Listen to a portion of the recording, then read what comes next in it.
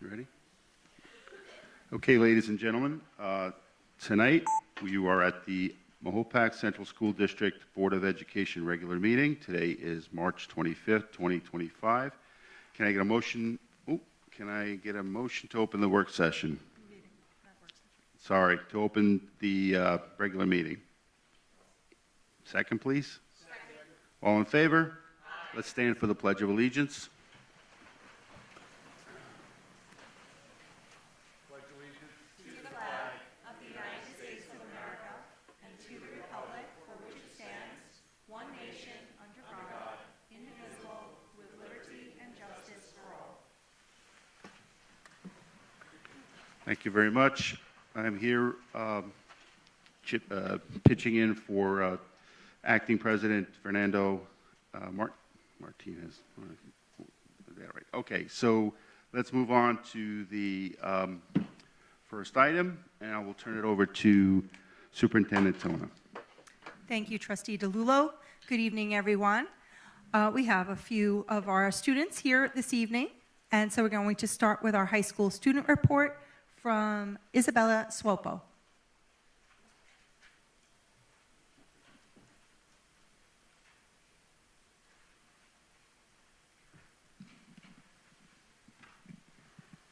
Good evening, everyone. I'm Isabella Scupo, and today I'll be giving the meeting student update. So first, 8 MHS students competed as part of their Syracuse University Science Research course at WESA Engineering Fair on March 15th at Somers High School. More than 700 students from over 40 Westchester Putnam County high schools showcased their graduate-level science research projects via poster presentations at the 24th Annual Fair. Congratulations to Andrew Boga for earning the T-Town Young Environmentalist Award, Danica Parent for winning the Visionary Engineering Award, and Daniel Walsh for finishing 3rd place in the category of engineering. MHS students had a festive day celebrating Pi Day on Friday, March 14th. Students were given opportunities to participate in a scavenger hunt around the building to find Pi cards in exchange for small prizes, as well as participate in other Pi-centered activities with Pi-related snacks. The class of 2026 hosted 284 students for Mayapac's Junior Prom this past Thursday at Villa Borghese in Wappinger Falls. Students were entertained by a DJ, 4 photo booths, a buffet, dinner, and a dessert bar. Everyone dressed to impress, danced, laughed, and made memories that will last a lifetime. MHS hosted our 8th annual Bandorama on March 5th. MHS band students held workshops for the middle school students, then the entire middle school central student district. Band program put on a concert for all to enjoy. The concert featured performance by the 5th grade combined elementary school band, 6th, 7th, and 8th grade bands, the high school concert band, and high school symphonic band. The event concluded with grand finale combining all 300 band students together to perform an impressive closer. The annual MHS Pops concert was held on March 12th. The MHS Music Department platforms with all curricular ensembles. To conclude the evening, there was an art-informed reception with refreshments and a performance by the award-winning MHS Band. Thank you to Mayapac Friends of Music for your support. The site-based committee brings together the PTO, parents, community members, students, teachers, building leaders, and facilitated by Mr. Flanagan of Mayapac High School to enhance the educational experience for students. Since November 2024, the team has held monthly meetings to review progress, discuss new ideas, and coordinate action items to reach project milestones. To ensure project best serves students, the team surveyed teachers to identify resources that would bring the greatest impact. Among the many options, the overwhelming choice was to create an outdoor learning space. A decision supported by research from the Child Mind Institute, which found that nearly 9 out of 10 teachers observed students were happier after learning outdoors, and 72% of teachers who conducted outdoor lessons saw improved physical and mental health. This outdoor learning space will be easily accessible and an option for any class, enhancing learning experience across all content areas. To bring this vision to life, the site-based committee partnered with the PTO, listing needed items for on the POT Givebacks website, where community members can take part in the project by having a plaque or a custom paver memorized with their name, class, year, sports team, and loved one, etc. The response has been overwhelmingly positive. The committee has successfully secured resources for tables and chairs and continues to see a strong community support, ensuring the space benefits current and future generations of Mayapac students. With plans to complete the construction in fall, followed by a ribbon cutting ceremony, the site-based committee stands as a model for community-driven initiatives that enrich the student environment and foster meaningful engagements. Thank you. Thank you. Thank you, Isabella. And now I'd like to invite Mr. Sean Mohammed, art teacher from the middle school, and some of our middle school students from the studio and art program there, up to the podium.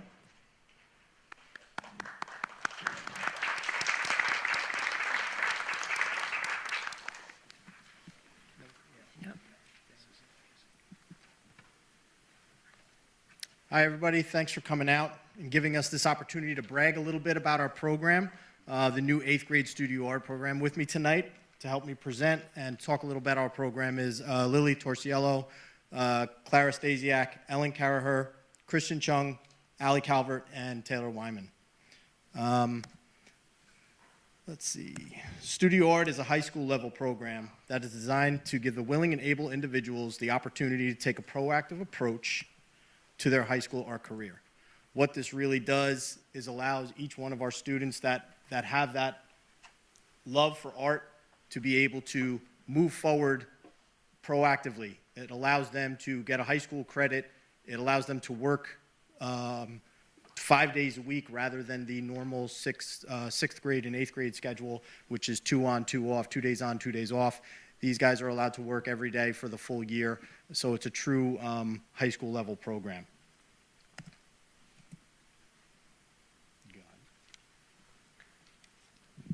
Studio art is for students who show strong interest and talent in visual arts. Just as we challenge students in math and science with advanced coursework, thankfully we offer the same opportunities in the arts.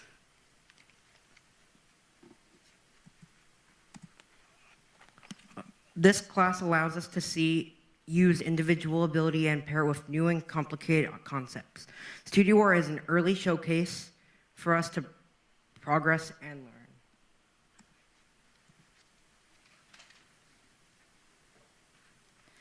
We are encouraged to experiment with a variety of media. Having class every day allows for 200 in-class minutes per week to explore new approaches and visualize new concepts. In an article from the National Endowment for the Arts, students with high levels of art involvement have better grades, higher test scores, and are more likely to graduate and attend college. Our online portfolio is a year-long assignment. This helps us track progress and carry art that can be shared with just the click of a button.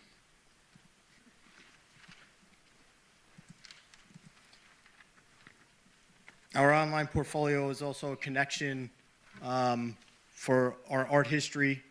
It allows the academic part of the class to kind of flow freely. They kind of do the work on their own time. It's better than typing essays. It's way better than me lecturing about it. And the kids really just love doing these pieces, obviously.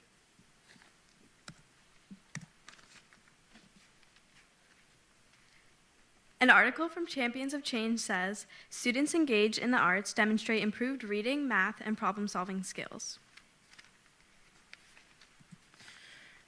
Investing in a rigorous 8th grade art program sends a clear message that we value the arts as a vital part of a well-rounded education. In an article from Reinvesting in arts education fosters creativity, which is increasingly valued in today's workforce. And that's all we have for you tonight. Thank you for coming out. If you have any questions or comments or would like to speak to me about it personally, you can always reach me at my email right there. I'll be here for the rest of the meeting. Guys, you can take a look at some of the artwork that we have bookending the stage here. All done by 8th graders. It's incredible work. They make my job very easy. Thank you very much. Thank you very much. Thank you. Thank you, Mr. Mohammed, and thank you to our middle school students. I just want to point out that this was the first year that the middle school had an 8th grade studio and art program for high school credit. So thank you to the Board of Education for supporting that concept. And thank you to middle school principal, Mr. Kozakria, who's here in the audience, for bringing the idea to life. And thank you, Mr. Mohammed, for your dedication.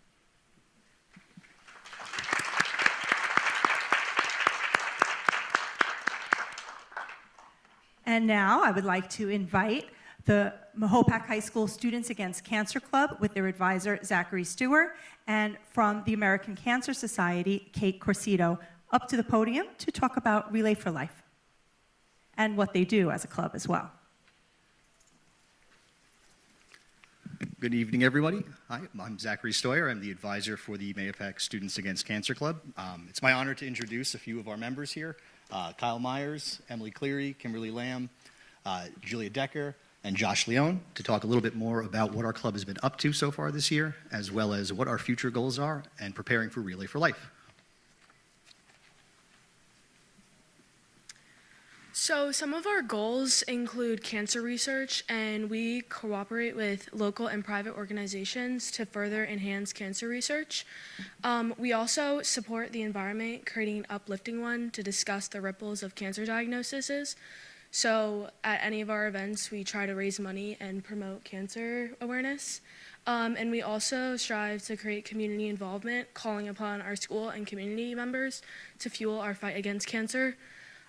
So an example of that is to create a relay team, like our sports or extra clubs can contribute to raise money for cancer research and awareness. Our club officers, I'm Kyle Myers. I'm the president of Mahopac Students Against Cancer. Our vice president is Logan McCormula. Our secretary is Julia Decker.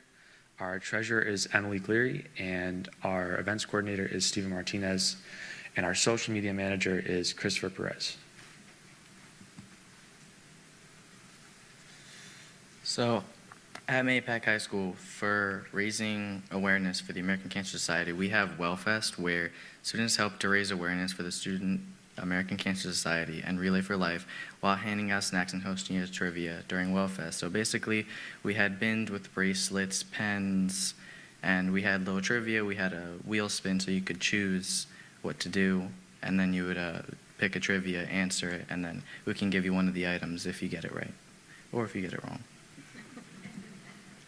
Then also we had Harvest Fest at Sycamore Park, where we attended the annual Harvest Fest at Sycamore and hosted the first bake sale of the year while also collecting donations, handing out candy, bracelets, and Relay for Life information. We had a lot of people come here. This was great. We raised tons of money, and everybody loved it. We all had fun there, and all the baked goods we actually made ourselves, and yeah, we also handed out the candy. So another fundraiser we had was at Bobo's. It was tremendously successful, raising over $600 for the American Cancer Society. This was our second one. We had treats like cookies, Rice Krispie treats, cake pops, and 100% of our donations went towards American Cancer Society.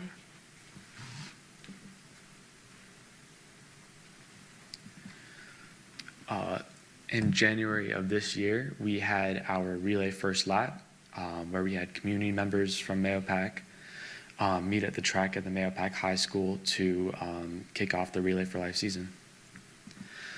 Later that month, we had the Coaches versus Cancer basketball game where students from our club volunteered to support Coaches versus Cancer. We collected donations and we handed out promotional materials for Relay for Life. And at the end of the night, we raised around $4,500. So the Relay for Life kickoff event, this was in February of this year. Basically, Mahopac community members, they came together to celebrate the Relay for Life kickoff. So this was to launch the official fundraising and awareness campaign of Relay for Life. Each year there's a specific theme. So as you can see, this year it was kind of a Western like cowboy theme. At this event, we honor our survivors as well as those lost to cancer with a candle lighting ceremony.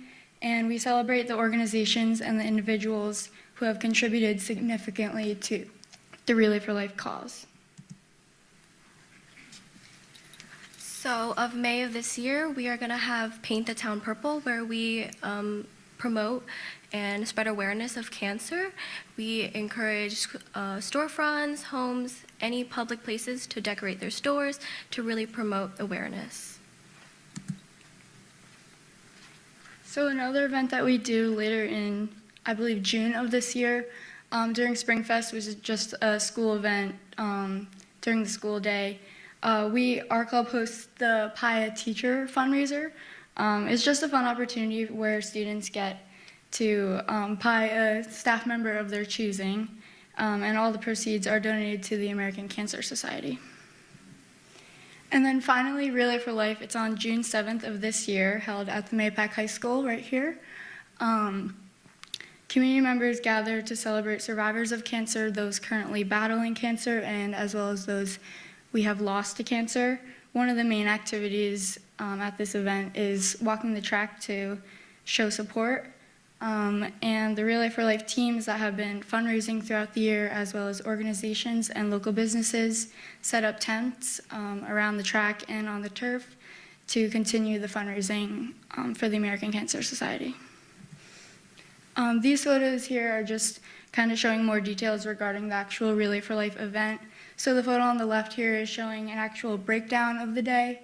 It goes from 2 in the afternoon to 10 at night.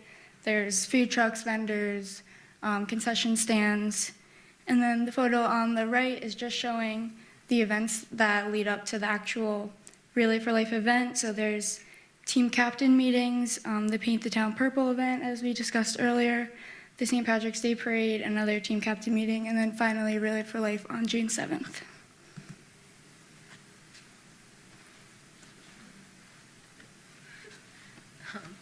And I'm Kate Corcito, as they introduced before. I'm from the American Cancer Society, your local community manager, also Mahopac High School alumni. So if anybody has any questions, happy to answer them. Thank you. Thank you all for being here. Thank you again. I appreciate it. Again, hope to see everybody there on June 7th for Relay for Life. Thank you. Thank you very much. Thank you to all of our students for joining us this evening, as well as the advisors. And we're going to move on with the rest of the board meeting, including a budget presentation. So if any students want to head home and do homework, this would be the time to make your exit. But you're welcome to stay. If you don't have homework.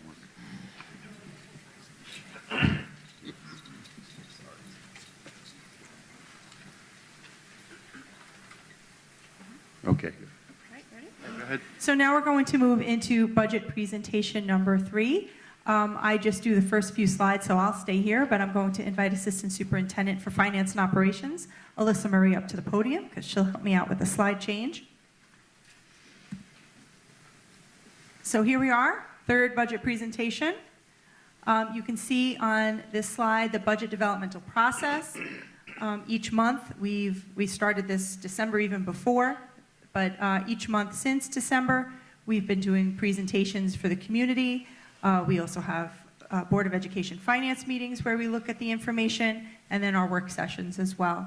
So tonight we have presentations from transportation, safety, security, and compliance, special education, and curriculum and instruction. And the Board of Education is scheduled to consider the adoption of the budget at April 22nd meeting.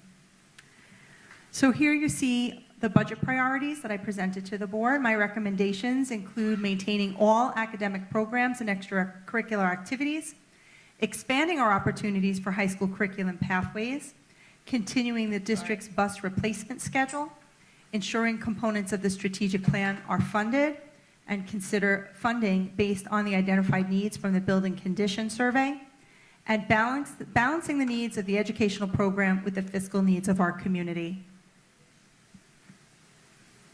So here is an enrollment history, and all the way on the right you see 3,897. That was our enrollment at the end of February.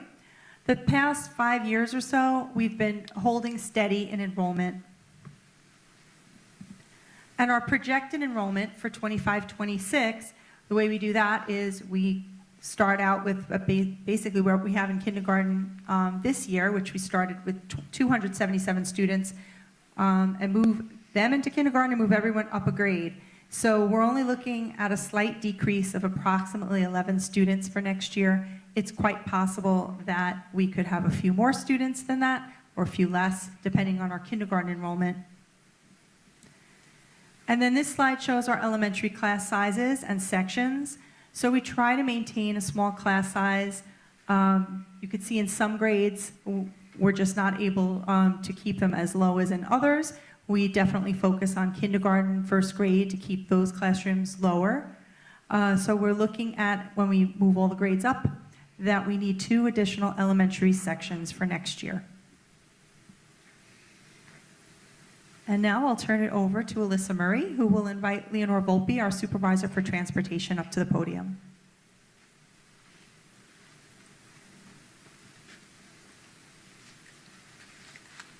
Good evening, all.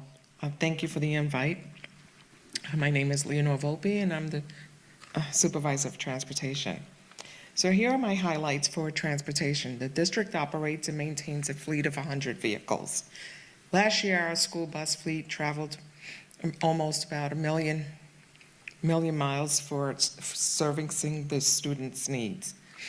We transport about 26 out-of-district schools, and to date, we have 145 field trips, and that's within all of our elementaries and high school.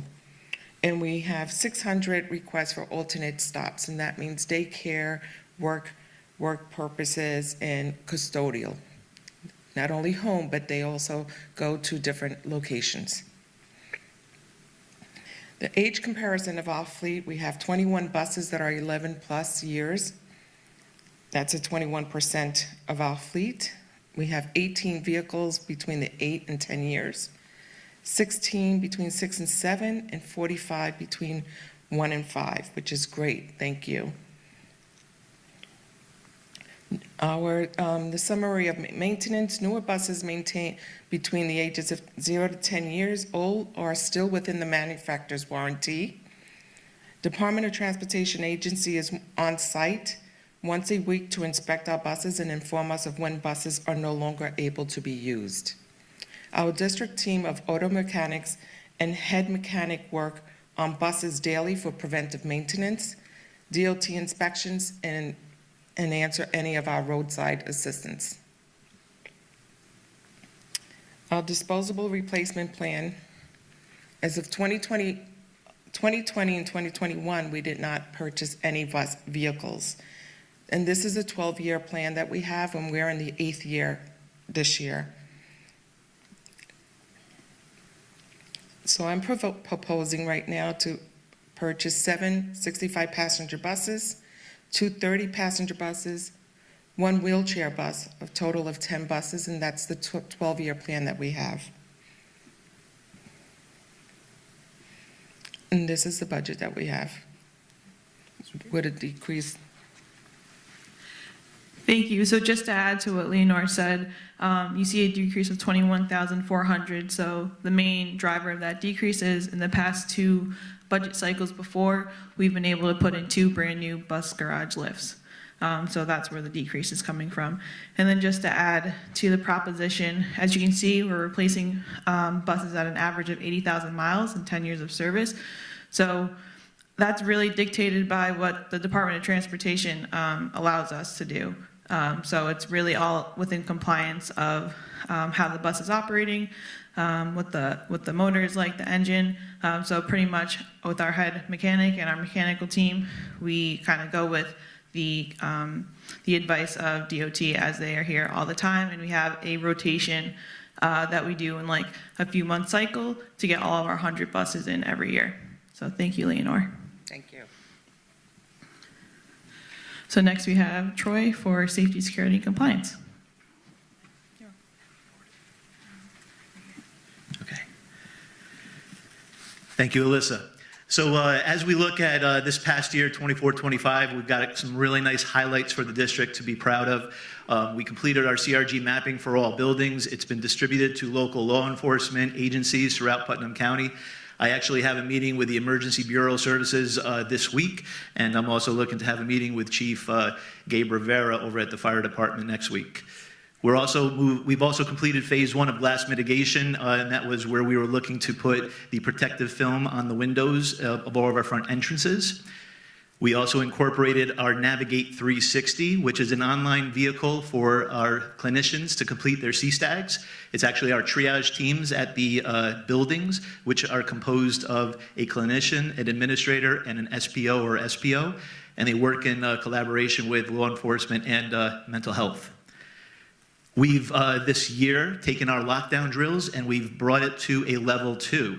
And what that means is with the CRG maps, we handed it out to the first responders, and they're starting to learn how to navigate our buildings utilizing the CRG maps. And what we do is we take an object, we place it somewhere in the building, and when we are about to go into a lockdown, we let law enforcement outside of the building know where that object is. They have to then enter the building, utilizing the CRG maps, locate that object, secure the object, and then we move forward with releasing the students and staff from a lockdown. So it's been really a good exercise. We're also, this past February, we completed 3D imaging of the district with the grant that Homeland Security has. And they went in through our buildings, they took three-dimensional images of all hallways, big areas like your auditorium, your cafeteria, your gymnasiums, and also the exterior. Those images will be incorporated into our CRG maps. And in essence, it's kind of like when you click on the icon, you will have a visual of what the area looks like 360. So it's pretty impressive. And that was done through Homeland Security, Jose DeSantos, thank you. We've also at the fall school started our ADA compliance for room labeling. We've completed that, where all of our rooms are now labeled ADA compliance. We have our windows that are labeled from the outside with reflective signs. We have reflective signs with the doorways that are labeled as well. And we also have all exits identified. And so that we use the fall school as the model for how we're going to do it district-wide. And the last piece is through BOCES, we did a safety and security assessment, both physical and procedure. A team came into each of the buildings over a course of a few weeks. They observed how we do all of our procedures. They did an audit of our buildings and just recently provided us with those details for each of our buildings that our administrators are going through now. As we move on to 25-26, as part of our plan, we're looking at equipment and we're looking at phase 1B of glass mitigation. We're looking to expand upon our CRG mapping to include our reunification maps and our evacuation maps so that they all fall within the same platform. We're also looking to expand and continue with Navigate 360. One of the things we heard from many of our staff members is, and also from law enforcement, is the need for lockdown shades. As we go into a lockdown and the students and staff look to hide in a area of the classroom that cannot be seen from the hallway, sometimes some of our classroom layouts doesn't provide for that. So having a shade that you can drop and cover for that window is something that we're going to look to do. And then you heard me talk about the ADA signage for the fall school. We're looking to start to roll that out district-wide. We also have contractual pieces here with security. There have been some requests from our elementaries to have an increase in presence of either an SPO, an SRO, or it could be one of our security outfits. And that is to extend the day to cover the afternoon events. And then also when we have events in our buildings at night, like when we have a concert here or we have a play here, having some type of a security here is what we're looking to incorporate into this budget as well. We're also looking at the materials and supplies to continue to meet some building-specific needs, to also replenish our go bags and our lockdown buckets that are found in every classroom of the building. We're going to continue with the BOCE services, and then there's a bit in there with travel and conference. And as you look at this, this is a comparison of last year's budget to this year's budget. As we go through these phases, you start to have bigger pieces of the projects that you'll see from year to year. And then the BOCES piece is every 5 years, so that's why it's not an annual reoccurring payment. Okay. Thank you, Troy. I also want to point out that in the BOCE services line, as you can see, a decrease there, and that's because some of the things in that line I needed to reallocate to other BOCES coasters within the budget, so I just want to point that out from last time. So now we have special education with Jeffrey Cole and Nicole Panicia.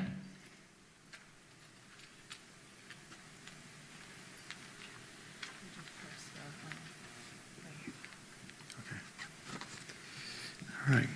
On behalf of the leadership team, teachers, teaching assistants, related service providers, nurses, office staff, and consultants, thank you for your unwavering support of the Special Education Department. Our core belief is that every child, regardless of ability, deserves access to a high-quality education, and this is provided through the amazing work of our teachers and staff here.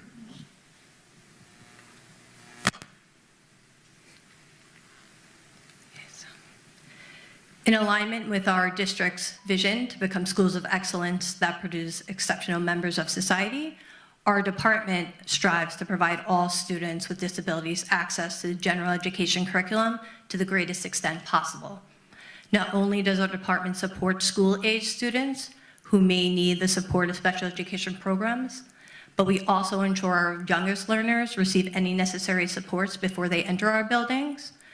We ensure the safety and well-being of our students with medical needs, and we support students who may be in need of accommodations to fully access their classrooms and instruction via 504 plans.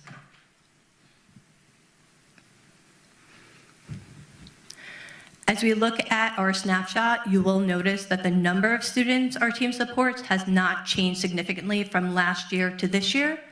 We continue to offer a broad continuum of programs in each of our buildings to address the different learning needs of our students, which includes Resource Room, where we provide supplemental specially designed instruction across all areas of need to address student deficits, integrated co-teaching students, where specialized instruction is provided within the general education classroom by a special education teacher to support students in the least restrictive environment. We also provide direct and explicit specialized reading instruction in our small group reading classes and have special classes that provide a reduced class size to support students with more intensive learning needs. We also offer more specialized programs within the district, such as our 8 to 1 to 2 class that utilize the principles of applied behavioral analysis across all domains to support students with more unique needs. The evaluation of our programs and the offerings of our students is ongoing and thoughtful, and as we strive to continue to support all the students in the district. I'd also like to highlight that we recently published a document to our webpage that explains the continuum of the programs that we offer to support increased transparency and an understanding of what we can do to support all of our students.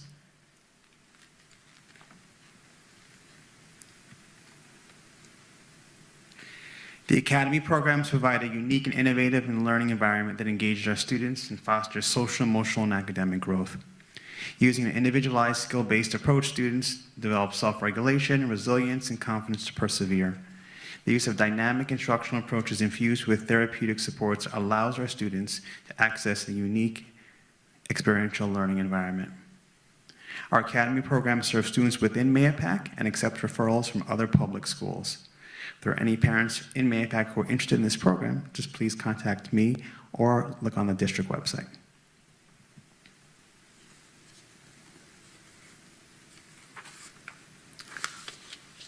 While the Academy program offers cutting-edge and innovative social-emotional programs, our industry programs are equally impressive.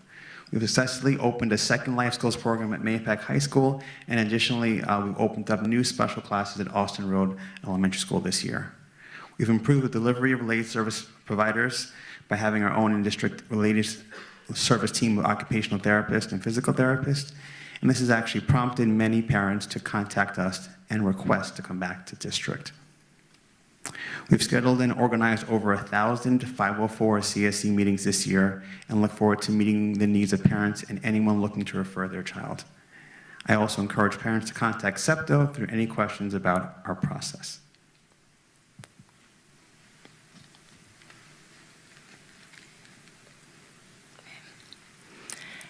In terms of some of the special education department's highlights for this year, we have reduced our out-of-district placements, which is attributed to our strong in-house programs.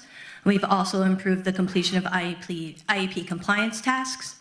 As we continue to evaluate and adapt our programs to support our students, we've piloted 2 reading intervention programs at the elementary level and adopted a new evidence-based curriculum focused on alternate assessment standards and transition needs of our high school students.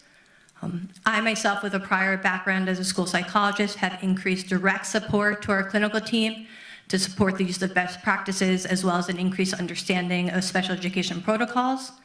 And finally, we have focused on leveraging grants and external partnerships to support our work, as evidenced by a collaborative effort we're engaged in with BOCES and the Office of Mental Health to build our capacity to support students with mental health needs. We are also have piloted our Best Buddies chapter, which is currently involves our high school students, and we are looking to expand to our elementary schools as well as the middle school.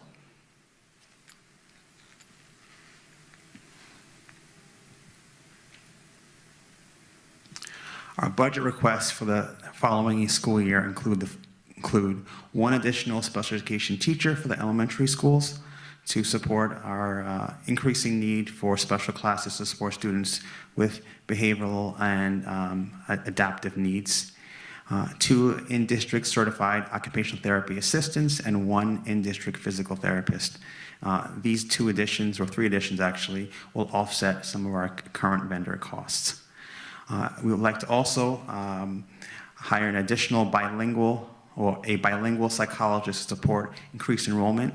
We're seeing a lot of students who are coming in who are also considered second language learners, and having a bilingual psychologist will allow for us to do some of this testing in-house versus sending it out to other companies or working through BOCES. Additionally, we're also looking to add a special education teacher at the middle school and at the high school to address new programs and supports for our students.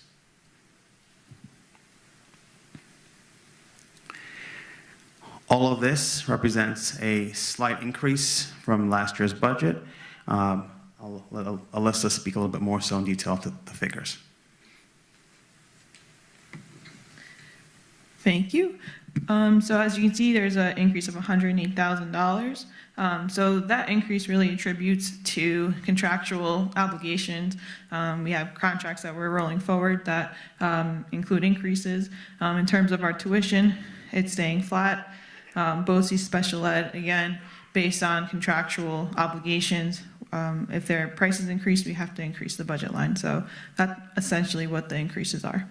Thank you. So now we have curriculum and instruction with Dr. Matt Lawrence.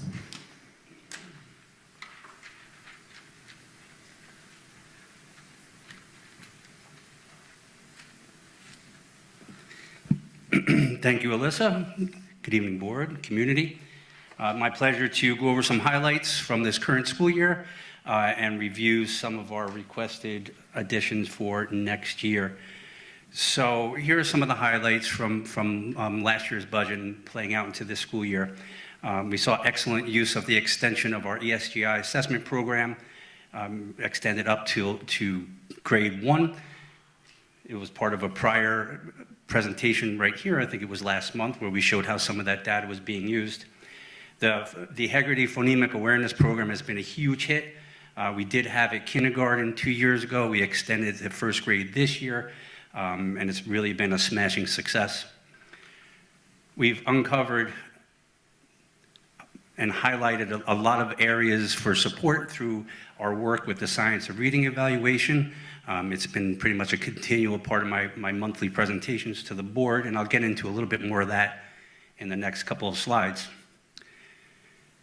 We were able to offer, with this year's budget, greater opportunity for high school credit at Mahopac Middle School, which we had the pleasure of the middle school students demonstrating their new skills, and all those students will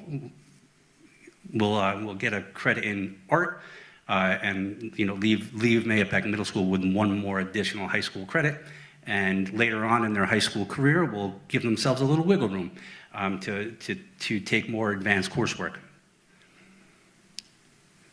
We increased engagement methodologies through this year's budget, again at Mahopac Middle School, by bringing Sharon Foreman to do work around the TPT model of instruction. And the new high school offering specifically supported by this budget was the additional course in our engineering program, Project Lead the Way. We were able to offer the SIM program this year, Computer Integrated Manufacturing. Again, a huge success, and like I said last year, but I love talking about our engineering program. It's the fifth and final course in Project Lead the Way Engineering. So our high school now has a full complement of engineering courses sponsored by Project Lead the Way and Rochester Institute of Technology. For this coming school year, I have three requests that I'll go through with you right now. The top two bullets are as a result of the work that we did in evaluating our current literacy program against the research from the science of reading. So the first recommendation is to bring on Foundations Phonics program, and that will be for our K2 students. In the package, we get a full complement of teacher professional development, all the required kits, and a slew of decodable books, which is right in line with the science of reading research. Foundations is a program that teaches foundational skills of decoding, word recognition, spelling, and handwriting. It's offered by Wilson Publication, which is a top researcher in literacy programs for K-5 programs. And I want to give a special thanks to our K2 Literacy Committee, headed up by our K2 Literacy coach, Daniela Morgante, for her hard work and their hard work. They had multiple vendors come through the Literacy Committee, demonstrating their various explicit phonics programs, and through a lot of thoughtful discussions and where we are with and the goals for our phonics for our elementary students, they landed on Foundations. The next piece that I'll talk about is the explicit grammar program, and this is for our 3-5 students. So you see there's an addition of phonics for our K2 students, and addition of grammar support for our 3-5 students. And again, this comes through the work of our evaluation of our district literacy program in light of the science of reading. This program is a publication of Zaner Blauser. Zaner Blauser is a widely used publisher, and their programs focus on handwriting, reading, writing, spelling, and vocabulary. So this year, as a result of last year's budget, we were able to introduce Spelling Connections, which is also a Zaner Blauser production. And Spelling Connections picked up the elements of word study, spelling, and vocabulary. So the recommendation for the new grammar program is to balance that out and pick up the remaining elements that we need to pick up through our evaluation of the science of reading. And for that work, I'd like to thank Vanessa Stavitsky, our 3-5 literacy coach, and our 3-5 literacy committee for all of their hard work in reviewing not only our literacy program focused on explicit instruction, but going through all the available programming for grammar and pick the very best product for where we are right now and for our students. The last piece for this year's budget is to replace our ENL program. So our ENL program, it's our program for English language learners. We have a very robust program in all 5 of our school buildings. So the program that we have been using for the last 3 years, the contract is coming to an end. And in light of that contract coming to an end, our department chairs, Jessica Rivkin and Cindy DeToma, have been doing an excellent job in reviewing what's available through BOCES and our regional partners, and come to a decision on an HSH publication.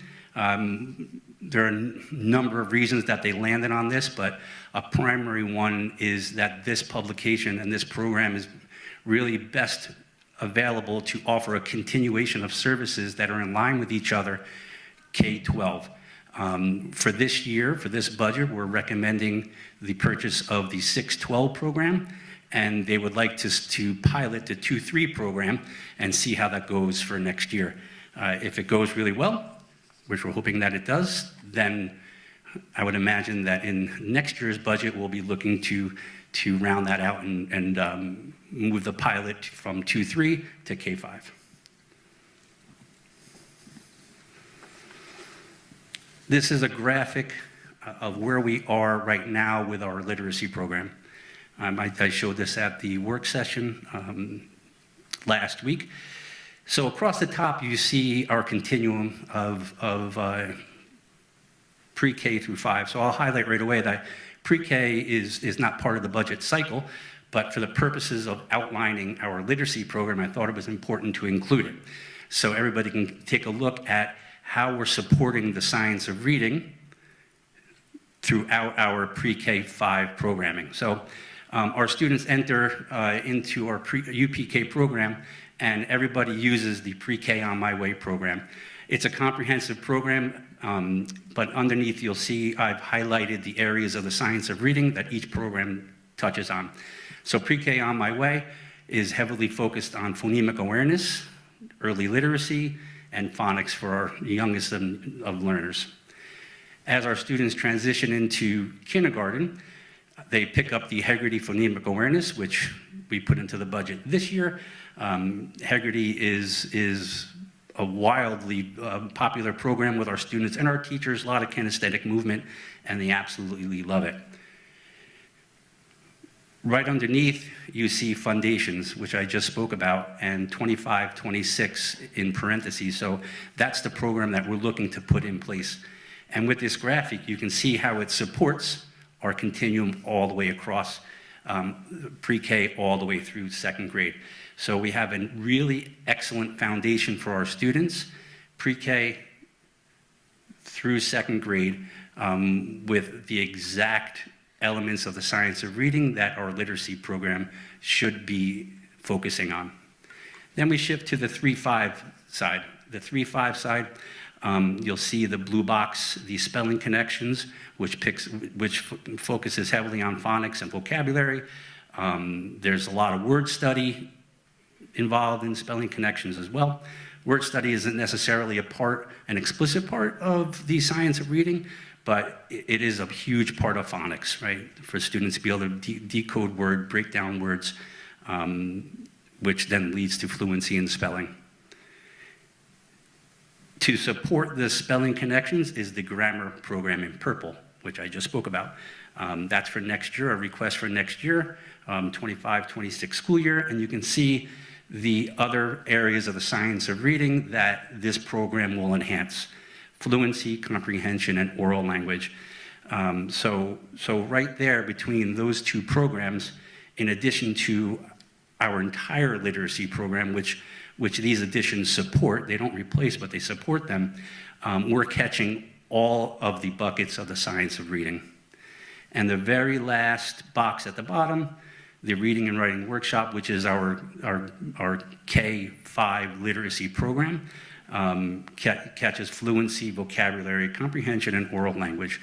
So I thought this graphic was a really nice way to demonstrate to everybody not only how our literacy program is being built around the science of reading and balanced literacy, but to also demonstrate the hard work and research that the leaders in the schools have been doing to kind of put this together and bring it forward.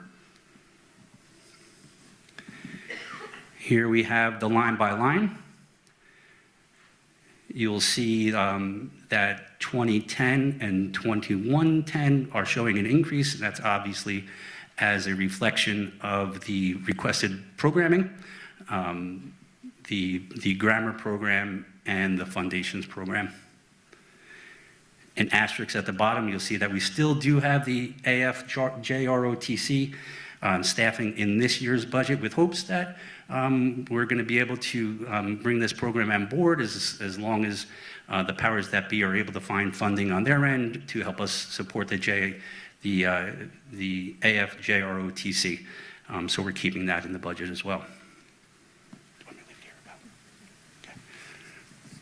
Thank you all very much. Thank you, Matt. And I just want to say thank you to all our presenters tonight. There's a lot of collaboration in this budget process as it's still ongoing, so I very much appreciate that. So we have the state aid preliminary. So as of now, usually it's an April 1st date where we receive the executive budget. As of now, we're hopefully going to get that before the next board meeting, so we can get the finalized state aid numbers. So I'll just go over a couple categories. So we have foundation aid that went up 6.99%, and that's just based off the state's formula, based on enrollment numbers, economic, social factors. We have universal pre-K, and as you can see all the way at the bottom, we always take that total and take that out, because that's not part of the general fund budget that you'll see the year-to-year growth of. It's a different budget, but we do receive the state aid based on the students per seat. And then you have the BOCES, transportation, building aid, instructional materials. All of those are based on expense-driven aid. So when we spend, we get a ratio on that in each of those categories, and whatever we spend, we get based on our aid. As you can see, high cost, excess cost, and private excess cost, it's based on special ed. And then to just point out, building aid and BOCES aid, we're looking to see an increase in the final state aid run. BOCES, because when they first give their final numbers to us for the preliminary, they only include the shared services from our home BOCES, which is P&W, Putnam Northern Westchester BOCES. So we also cross-contract with other BOCES, so that aid should rise. And then our building aid should rise because that's based on our capital project work. And in the interim between the preliminary and the final budget, we have final cost reports that are filed with the state that would raise our building aid for the next year. So in total, a 3.46% increase in state aid as of right now. So we have the tax levy limit. This is a slide I like to show every budget presentation. So as you look at this calculation, a lot of those factors are based on things given to us. Tax-based growth factor is a number given to us. Allowable growth factor, another number given to us. So really it's based on our prior year tax levy, a bunch of factors that we have to factor in specific to our district. And then we have our debt that we can also add into the formula. So that's based on our capital project work. So right now, when you look at this formula, the maximum we can raise the levy limit is 2.10 without going over the supermajority, which would mean that we would have to have the budget vote go over 60% yes. So this is the tax levy history, and as you can see in pink, we have our tentative budget figures, and when we go through this budget process, it's very cyclical each month. We have the finance committee where we bring this presentation and all the information. We have work session, then we have the regular board meeting. So between now and the budget adoption, we have a few more meetings, so this number could change. But as of right now, we have a budget of $145.5 million, a budget to budget 2.15%, and an actual tax levy amount of 1.95. If I could just jump in at this point, Alyssa, I just want to point out that all of the programs that have been suggested by our administrators over the past 3 meetings are included in this budget. So at a 2.15% budget to budget increase, there are a lot of adds that will benefit the students of the district. So it includes safety enhancements, security enhancements, curriculum enhancements, and we're very proud of the work that all the administrators have done to collaborate. The leadership of Alyssa Murray, our Assistant Superintendent for Finance and Operations, who has looked through the budget with a fine-tooth comb and a magnifying glass, and she's been able to make reductions in areas that are appropriate so that our budget-to-budget increase is only at a 2.15% at this point in time, which is lower than quite a few of the previous years. So thank you, Alyssa, for your hard work. Thank you. So as you can see, this is a visual graph of the slide I had just shown previously. So as you see, consumer price index has always been above where we actually levy the taxes. And then also in red, you see what is that allowable levy limit, which is that calculation I was talking about. And then you have in yellow our actual tax levy amount. So this is the reserve fund summary. So as you can see, it's as of June 30th of 22, 23, and 24. So this is based on our external auditor who annually has to audit our financial statements. So if you look on the website, you can find, June 30th, 2024, this would be in that presentation. So as of right now, I'm sure as many know, we have the reserve for tax certiorari that we have to move a majority of that money out of into other places. So that's a conversation that continually happens. So at Finance Committee work session and the board session. And that final decision is not complete by the Board of Education technically until August, September of 2025. So in June of 2025, the Board of Education will authorize by resolution which reserves any excess funds would go into, up to what amount. And then once the budget is closed over the summer, and we have exact information, that's when the board will vote to determine the exact amount that will go into each of the reserves.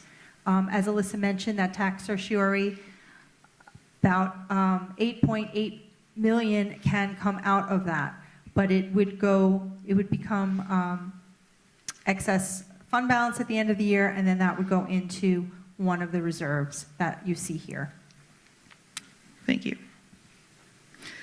So this is a breakdown of our spending. So in our last Finance Committee meeting, this was suggested feedback to add a slide of this, like this. So as you can see in blue, 86.9% is contractual, so that's obligatory spending. So that's salaries and benefits, special education services, utilities, debt service. There's some transportation in there. So things that are necessary to run the district and that we are obligated to pay, whether it's because of the CBA agreements with the unions or contractual obligations such as our auditing services, things of that nature. And then you have 13.1% is discretionary, so that's the materials, supplies, curriculum enhancements, athletics, extracurricular activities, and facility upgrades beyond required maintenance. So here, and I'm not going to read it word for word, but we have recent efficiency improvement examples. So we've been working with all the departments and asking them, since they've been on board, what are things they're doing to make their department better, make it more valuable, but also spend less. So these are a list of things that have come up, and then this presentation will be posted on the website tomorrow morning, so you can also take a look there. So again, as of right now, for the 25-26 proposed budget, we have a proposed budget increase of 2.15% and a proposed tax levy increase of 1.95%, which is $140,000 less than the maximum allowable tax levy limit. So next steps.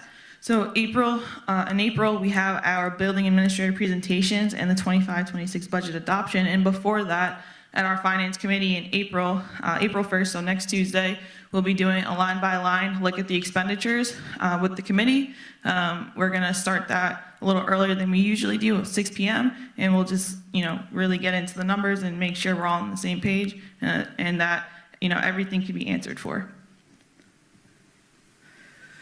Here's the information for early voting and absentee ballots. And you can also find this on our district clerk, Melody LaRocca's page on the website. And this is also information about nominating petitions.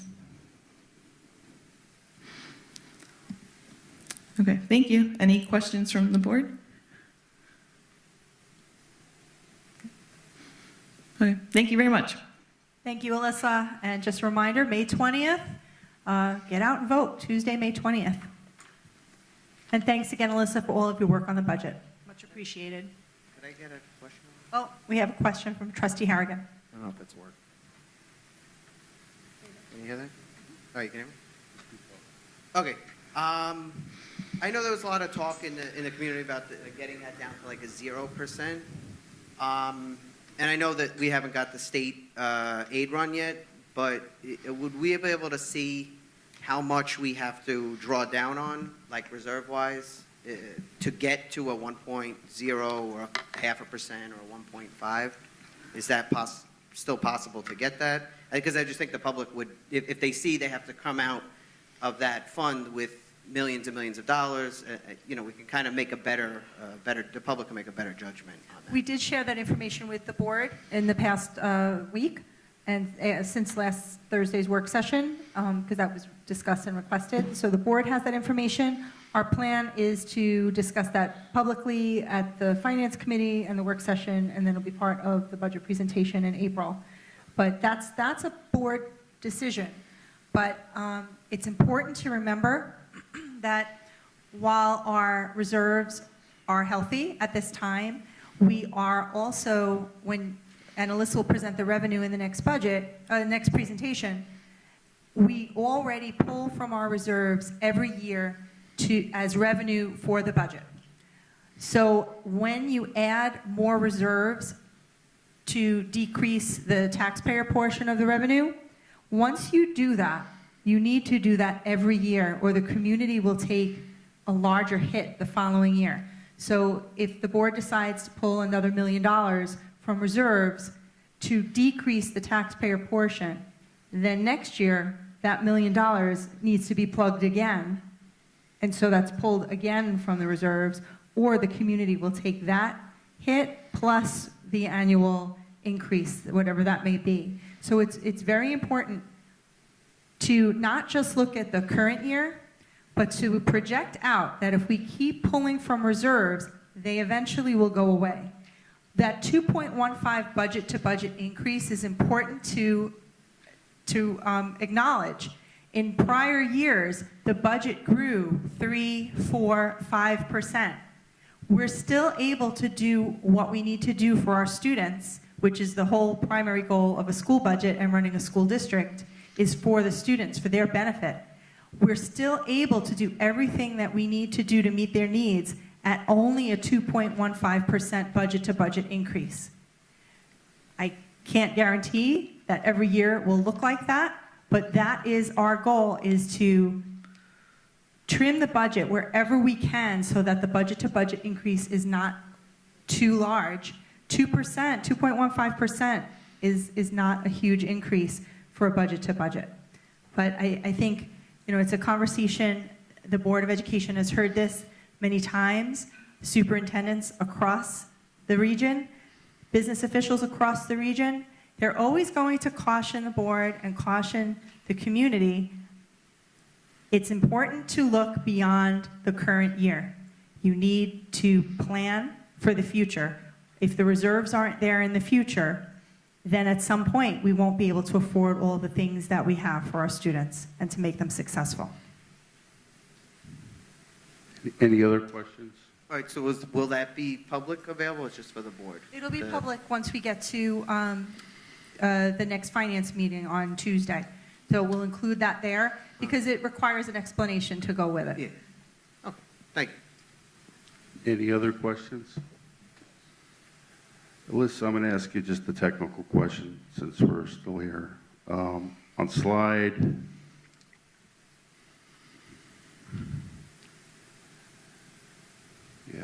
the state aid slide, I think it's 31. Can you just, and I should have asked this at the finance meeting, the high cost excess cost line and the private excess cost. Can you just one sentence explanation of what that is? Those are related to special education student placements. So as you can see, private excess costs, those are students that we send out of district that are at a higher threshold than other students. And then the high cost is at a lower threshold. But still out of district special ed students. So therefore, special ed students that are sent out. Right, because they have high needs. So we're getting additional aid for those students. Correct. Okay. All right. Thank you.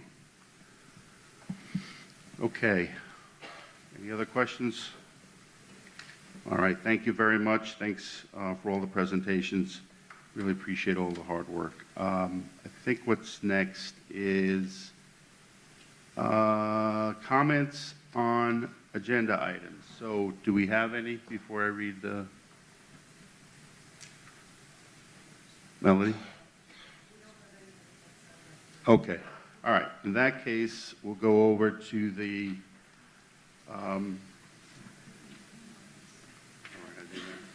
Is anybody in the audience, I'm going to ask this again later on. No, but I didn't have anybody that signed up. Do you have to sign up? No. If you want to speak now, you can speak now for specifically on agenda items, or you can have an opportunity to speak at the end. So whatever you want to do. Yeah, I'd like to speak on agenda items. Go ahead.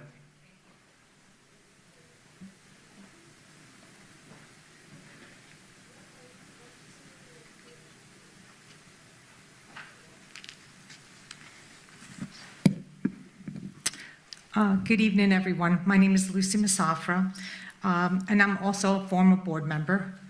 I just wanted to ask some questions regarding the presentation that we just saw and also on the agenda. So on the agenda, we have agenda item X, which is a capital reserve fund proposition.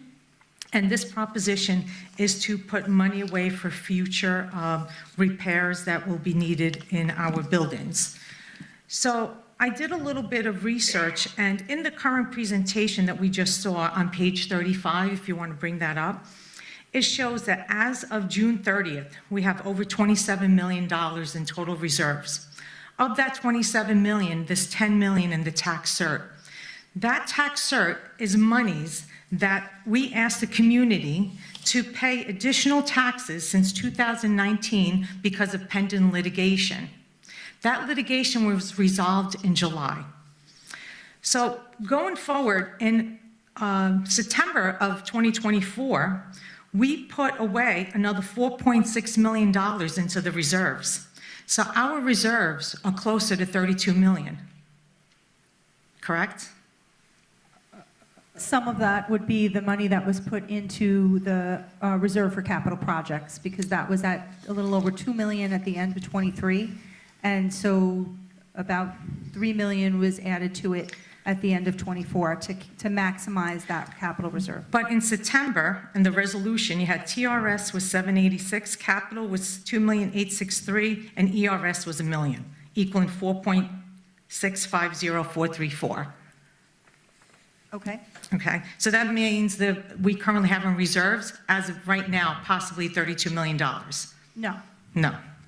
What we have in reserves is what's on the slide for June 30th of 2024.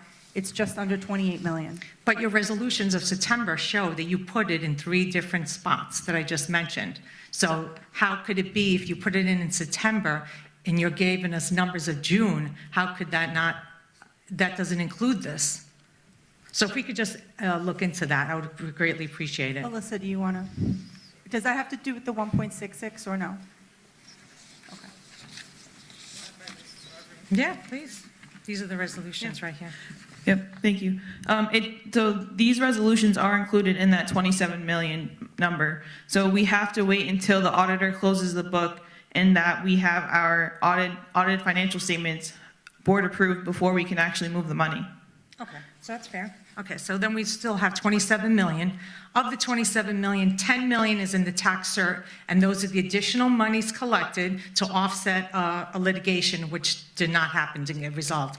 Now, in addition to that, we have 1.2 million was the sale of the district office, and state aid looked like it went up 1.6 million. So that's about $2.8 million. So as a community, we're asking, can you tap in on some of that money and the tax cert? Don't put it all into this capital reserve. Can you offset some of the tax levy this year? Some other questions I have is on slide 38. You have that the budget is $145,503,584. How is that number derived? Because none of the slides prior to that show us how that number came about. Okay, and then the other thing was on that same slide, how was it determined that you reduced the tax levy by 140,000? How was 140,000 derived? Like, how was that number determined that 140 was the right number to reduce the tax levy? Oh, that's just math. So wait, you're talking about slide 38? If you go to slide 38. Yeah, so that's the difference between 2.15 and Right, but how did you figure that 140 was the right number? How did you come up with 140,000 was the right number to reduce the levy? And how was the 145,000 number determined to be the right budget?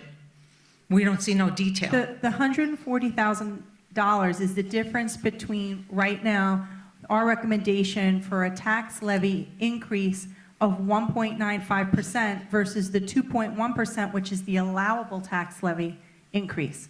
So we'd be not charging the community that $140,000 because we can go up to that number. Every year there's the maximum allowable tax levy increase, which Alyssa went through on slide 32. We understand that, but how did you come up with the 145 So, budget number? let And I me- guess let if me- that's something that could be shared with the community, Well- because there's no detail anywhere. 145 million next month, at the next presentation, everything comes together. Because up until this point, each budget presentation has been by several different departments at a time. But Alyssa has a full budget that she's working from. So, can- go ahead, please. So it's 145.5 minus 96.88, right? What's left? What's left is the aid, right? So when when they did the budget, they rolled it up, they came up with a number. The number was 145,503 plus the aid, and we're hoping we're going to get a little bit more. What's left over was what we're going to tax, what we're proposing to tax the community. So we did a That's- budget without a line by line, really. That's done No, after. that's not true, Lucy, that's not true. Yes, it is. No, We don't it's see a line not. by line, but I won't go It's- there. Which one? Melody, could you bring this presentation up? Oh, sorry, I thought you had it, sorry.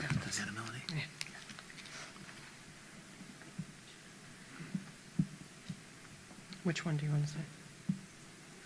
Do you want to see the reserves? Which chart do you want to? Oh, the 145. Show them the 145. Last slide, next, whatever, towards the end. 38, slide 38. Yep. Alyssa, you want to help with this? She's there. She's got it. Just make it bigger. Just make it bigger so everybody can see.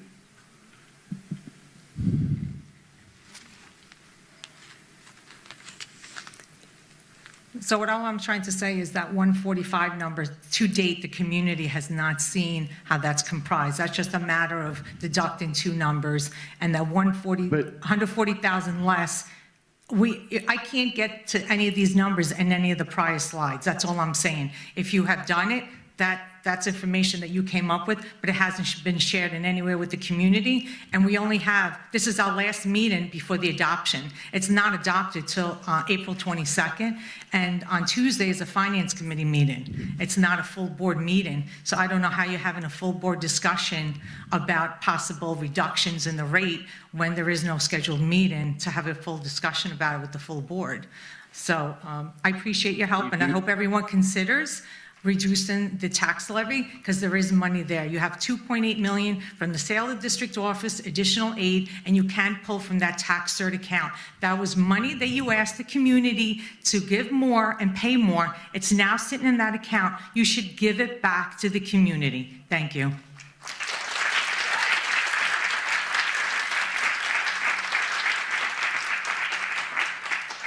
Okay, anybody else? Okay, just to recap, the next finance meeting is April 1st at 6 p.m. in the PD room at the Fall School. So I'm the chair of the finance meeting. We are going to go through line by line. The way we have been presenting this over the last few months, and I understand the frustration because you don't see it all in one shot, but every presentation is a chunk of the budget. So here's the total, right? She took it away. The 145.5 is the total, which is adding up every single presentation. So when you have that budget, then you have what the aid is, and you divide it, then you subtract it, you get the 96, and it comes out to 140. There's still some moving parts, as the superintendent just went through, because if the budget actually closes on April 1st, and the state government gives us the last state run, and it goes up, that's additional money that we will get, and it could drive, if we decide the board, we could drive that 1.95 down, right? Also, there's other considerations that are going on that would potentially drive that number down.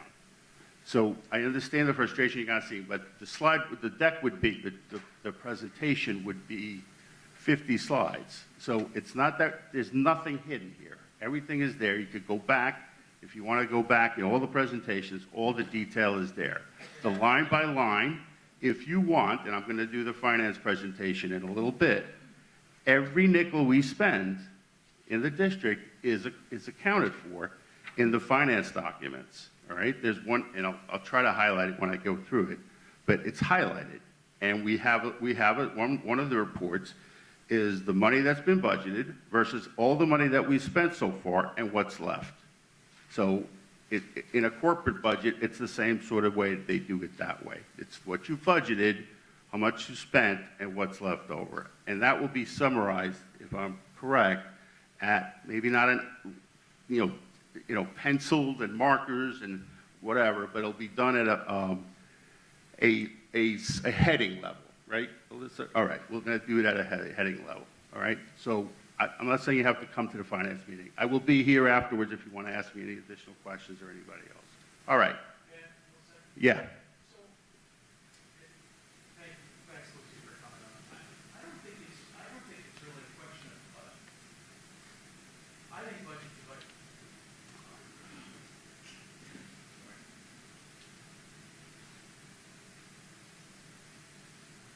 I don't think it's a question of the budget.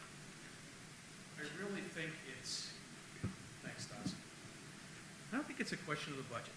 I think it's a question of that we have additional monies that we could potentially use to lighten the load on this community. I really think that's what we're really talking about. Budget to budget is one thing. Budget to budget is one thing, and I know we want to keep all of our programs, and we want to keep. You can't carry your mic. Sorry, I don't know what this is. Sorry, here, eat it. But I think that's. I don't think. Well, we can do line by line. Alyssa's done a great job building the budget, and thank you, Alyssa. But it's really about the additional monies. I mean, the school property was given to this community. It was given to our school many years ago, a lot longer than I've been on the school board, I think.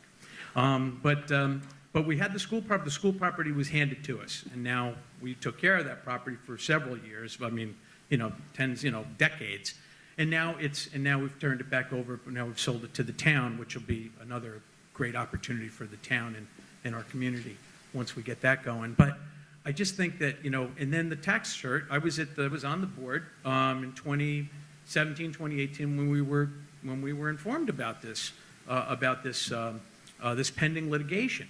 And we started to, and you've heard me say this before, we started to squirrel away money for that. And Lucy, I do agree with Lucy. I mean, as wacky as she can be, and I love her, but I do think the community needs some help, and I do think that this is a nice opportunity if we can find it, which I think we can, is to help this community, especially in these uncertain times. That being said, thank you. That being said, what we really need to do is we really need to really have a 5 and a 10-year plan to find out just where the hell we're going to be, in the next, within the next decade, because that property, Ben, that property is going to fall off. There's going to be an impact that, when the city property, when all that comes back, there's going to be an impact there. So where is that impact, and where are we going to be able to fend that off? Are we going to be able to blend this budget in that will be suitable for the community and suitable for the needs of our students and staff here at the schools? Where is that going to be? And I think that's the hard work that we're going to have to get done over the next few months, is to figure out where we are right now, where we're going to be, not just looking for next year. We have to look out 5, 6, 7, 10 years. That's what we have to do. So I'm sorry, I didn't mean to. Thank you. That's all right. Anybody else? All right. So, all right. Let me just make what? You got to come up to the podium. Sorry. You need to come up to the podium. You didn't call on me, sorry. Oh, that's all right. All right. Just state your name, please. Nicole Iacono. And I just wanted to touch on just 2 items. The first one I see is B for a chemical hygiene officer. I was just wondering what that is, and the need for it now. Okay, what's the second question? You want me to answer the You first want one? the answer first on this one? I would like that, sure. Okay. So the chemical hygiene officer is for the 25-26 school year. We have a science department in the middle school and the high school with chemicals, and we need to have one of our teachers that is most familiar with the use of those chemicals manage the ordering, the safety of those chemicals. We want to appoint the person this school year because there's training that's coming up in April, but the stipend and the official work of the job won't start until July 1. Okay, so we don't have one currently now. We don't. Our facilities director serves in that capacity, but it is best suited for a teacher in the science department that uses the materials on a regular basis. Okay, but it's not a mandate from the state to It is hire a one. mandate to have a chemical hygiene officer, yes. But we don't have one now. We have our facilities director as our chemical hygiene officer, but we feel it's best suited for one of our teachers who is most familiar with the materials in the department. Okay. And the second item I wanted to speak about is C, where it's an incentive for retirement. Can you let the public know what the incentive is, if there's a cap to it, how many staff members would be able to receive this incentive? How much can I share in public on this? It's not approved yet. I'm going to speak in general terms. It's a teacher retirement incentive where if a certain amount of teachers agree to retire and let us know before budget adoption, there is the opportunity for the district to see significant savings from either attrition or rehiring additional teachers at a lower salary. And the incentive portion is certain monies that would come from the employee benefit liability accrual reserve, so it would not come from the general fund, it would come from one of the existing reserves. Okay, but it's not in our budget already. That was listed up this afternoon. We can't anticipate how many teachers might take advantage of that. There's a minimum that need to participate in order to move forward with the incentive. So if we don't reach that minimum, then there's no incentive. But so there's no cap? What if every teacher who's eligible to retire decides that they're going to go for this incentive? Then we would see a lot of savings, but I do not anticipate that happening. But we would have to pay out the incentive, whatever the incentive is. Let's say it's $5,000 per staff member. And we have the money in our employee benefit liability accrual reserve based on the number of people that are eligible. We did all of that math ahead of time. But we haven't seen it, right? The public? It hasn't been accepted by the board yet. The public should see that before the board votes on it, no? Because that would be part of our budget for There are this certain coming school things year. with collective bargaining that we can't share with the public until it's approved by the board. Okay, thank you.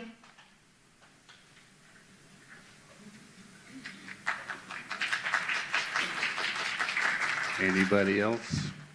You do have a chance at the end of the meeting. Okay. Could I just add to that, just in case? Yeah. When teachers retire, they're retiring at the end of their career where they're at a higher salary, and it's an opportunity for the district to save additional monies where the teachers that would be hired at a lower step. And so our intention is if this incentive were to happen, that we would be able to lower the budget even further, and that 2.15% budget to budget increase that's currently being proposed would be even smaller. And if that's smaller, then the tax levy increase would even be smaller. So this attempt to offer a retirement incentive to the Teachers Association was so that we can lower the budget and pass on that lower amount of the levy to the community so there's less in taxes. So it's coming from a good place. It's coming from a place where we recognize that the community wants to see lower taxes. So it's an opportunity. I can't guarantee First of all, the board has to approve it this evening. If they approve it, I don't know until we get retirement letters in, whether we're able to move forward with that incentive. But it's something that we're offering. Okay. All right, what's next? All right, we're going to go back to the superintendent for her superintendent report. Thank you. All right. Tonight you saw some of our students. They are absolutely terrific. They really do a great job whenever they come to the microphone and speak to the community, and they share all of their talents with us. So on April 3rd, 4th, and 5th, next week at 7 p.m. right here in this room, our high school musical of Annie. So be sure, if you have the opportunity to come out and see it, you really will be entertained, and you will enjoy every moment of our students. I'd like to thank Ben August and Matt Lawrence for a successful and productive Superintendent's Conference Day, which happened last Friday. Many of our staff members, they hosted sessions for their colleagues. We have such a talented staff, and I thank everyone who shared their expertise that day, because we really had a very beneficial day on Friday. I shared in the newsletter yesterday that we've only used one snow day. It felt like there was a lot more snow than one closure, but we were able to do some delayed openings, and we only used one snow day, so therefore we have 3 weather give-back days, barring any closures between now and the spring break. We will be closed on April 21st, that's the Monday after Easter, and we will be closed on May 23rd and 27th, that is the Friday before Memorial Day and the Tuesday after Memorial Day. And school will be in session on Thursday, May 22nd. And again, I would like to thank our middle school studio and art students and their teacher, Mr. Muhammad, for joining us this evening and sharing their talents. And special thanks again to our high school Students Against Cancer Club, American Cancer Society, and Relay for Life facilitators, Kate Corsito, and also Steve Tantalos, who couldn't be here this evening. So make sure you come out on June 7th. The event starts, Relay for Life starts at 2 p.m., and Luminary will start at 9 p.m. Again, it's the opportunity to get together as a community. Our students perform, our Illusion music students perform that afternoon as well. I think it's 6 o'clock for Illusion. So it is a great day, so I hope everyone can join us. Thank you. All right, thank you, Superintendent Tona. All right, the next items are this is the only meeting, and the working session is not the only meetings that we have. We have committee meetings. The first one is the ad hoc. So with that, I'll bring it over to Trustee Savino. Good evening, everyone. The ad hoc advocacy committee met twice since our last meeting. The first meeting was February 26th. We opened the meeting at 6:03 p.m. The majority of the members were there. One of the benefits of technology is the meeting was recorded. The minutes are posted online, so I encourage you to go check them out. The substance of the meeting was to narrow down the categories for our advocacy topics for this year, what we're going to send to Albany and petition for. The summary of that is the electric busing mandate and federal grant funding. Both of those items, the materials of which are on tonight's agenda for the board to approve. The meeting closed at 7:25. The next meeting was last night, a little bit after 9 o'clock, and we convened to review the materials that the committee developed collaboratively with input from all the members, created a memo, and some phone scripts and letters to be sent to our legislators and up to Albany, which, again, as I mentioned earlier, are on tonight's agenda for the board to approve. Once they are approved, the next steps would be to get the materials out into the public for each of us to make phone calls, send a letter, send an email, and help us in this fight to continue our federal funding, grant funding, and put the brakes on the electric bus mandate. The committee did approve a majority, 11-0, the materials that are on for tonight's agenda. And we closed last night's meeting at about 9:20. Again, that meeting was recorded. The recording, I believe, is up today for that. If you have any questions, please feel free to reach out. We look forward to getting these materials out to the community in your hands so you can help us advocate for our funding and to keep things in control for us. Thank you. Have a good night.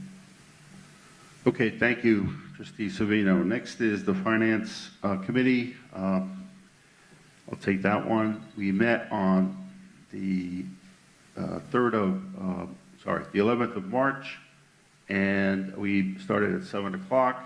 In attendance was myself, Trustee Jennifer Travis, Trustee Mike Mongan, Superintendent Tona, Assistant Superintendent for Business Alyssa Murray, Director of Technology Ben August, and Acting President Fernando Martinez. We went through the financial reports that are we're about to, we should be approved soon in the consent agenda.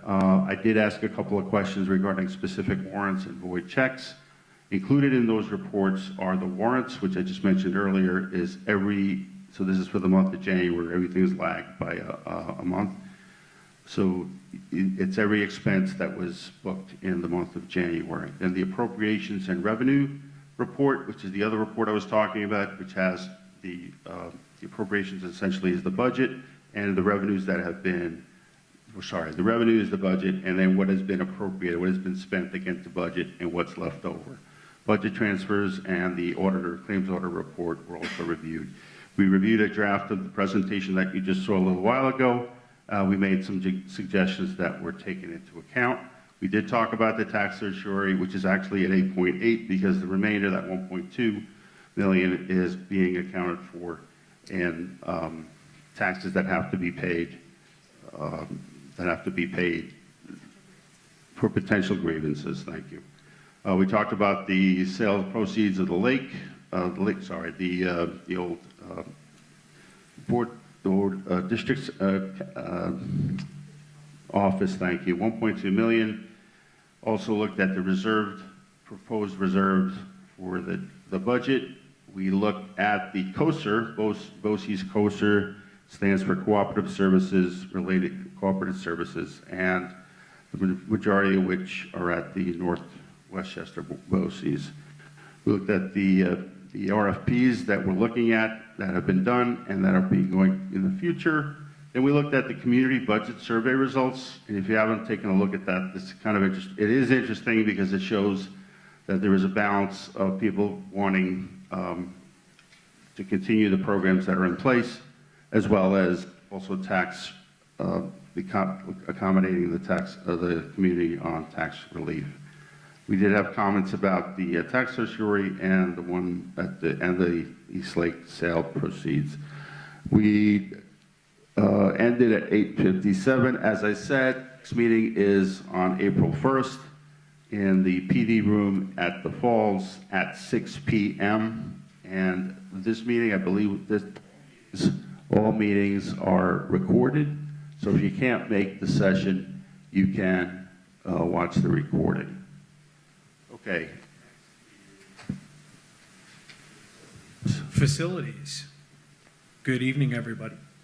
Facilities Committee met on March 11th, 2025 at 6 p.m. Fortunately, it was ahead of the Finance Committee, Ben. I knew you'd be happy about that. President of the Facilities meeting was Chris Harrigan, Trustee Chris Harrigan, Trustee Adam Savino, President Fernando Martinez, Superintendent Tona, business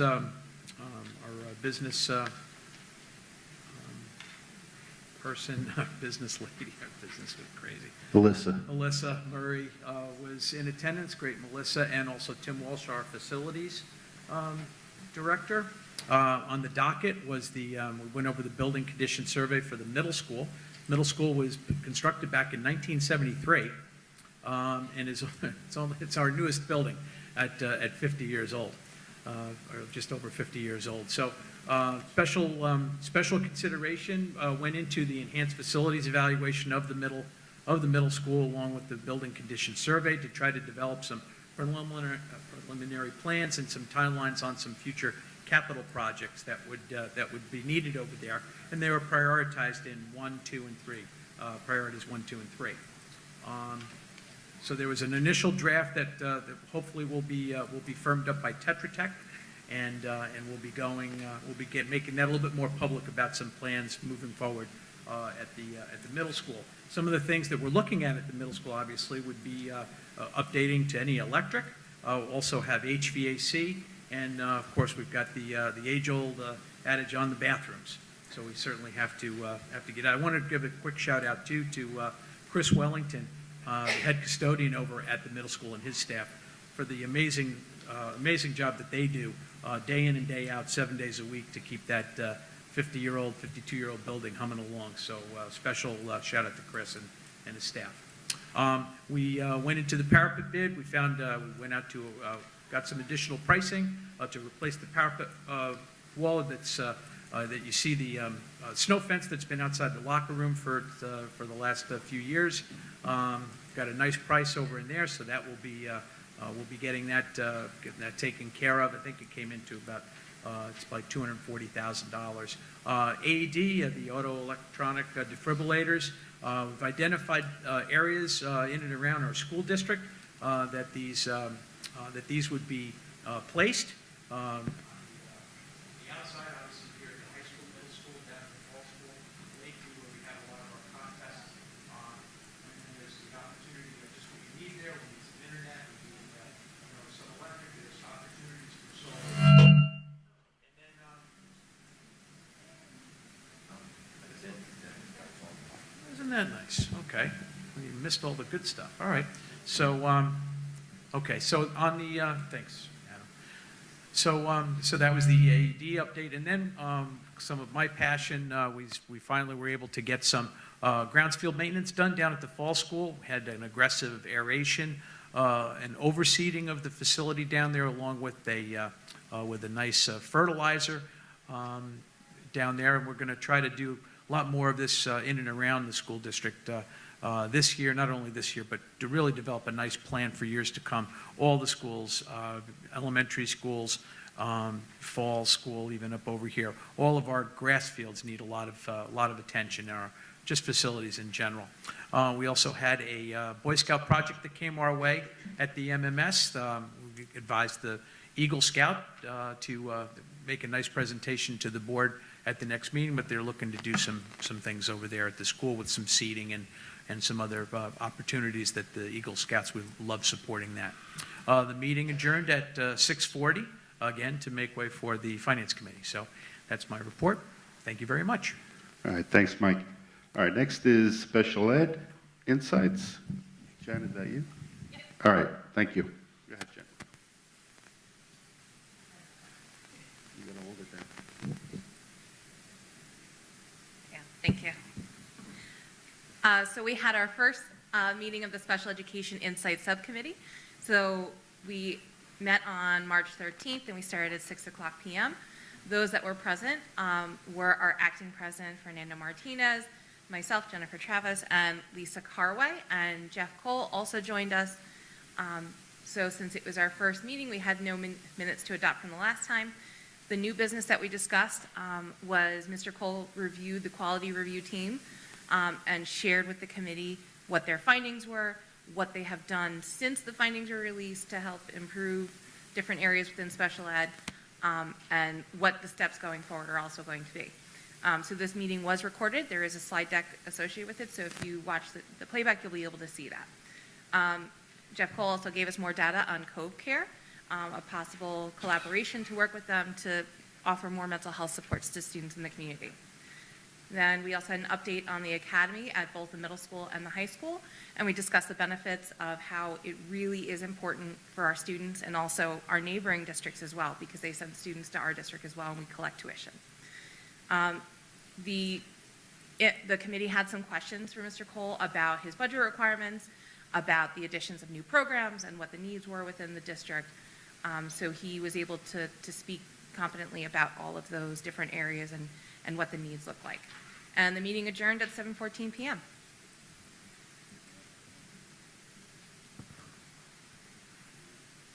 I'm having a problem. All right, here we go. All right, next is our policy committee. Lisa, is that you? All right, thank you.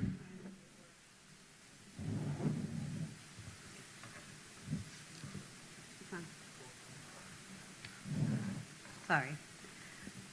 Policy committee meeting met in the PD rooms at the Fall School, March 20th, 2025 at 5 p.m. Present were Chairman Tanner McCracken, trustees Jennifer Travis and myself, Superintendent Christine Tona, Assistant Superintendent Dr. Matt Lawrence, District Clerk Melody Loraka, and we had our attorney Allison Smith.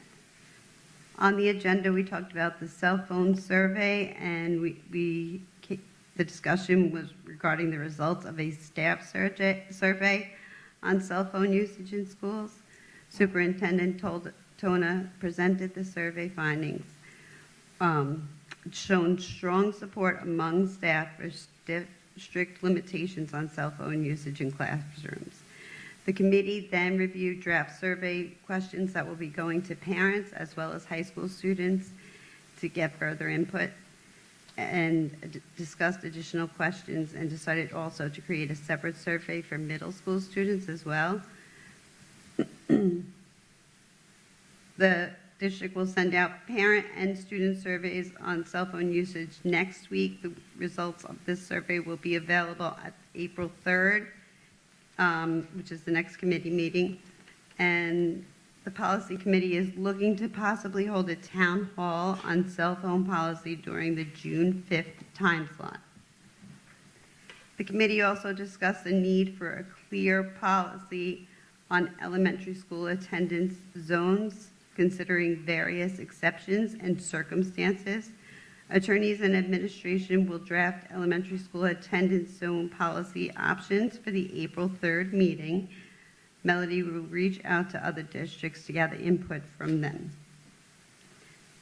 Next was the committee agreed to table a policy on election campaigning with regard to the proximity to the upcoming election.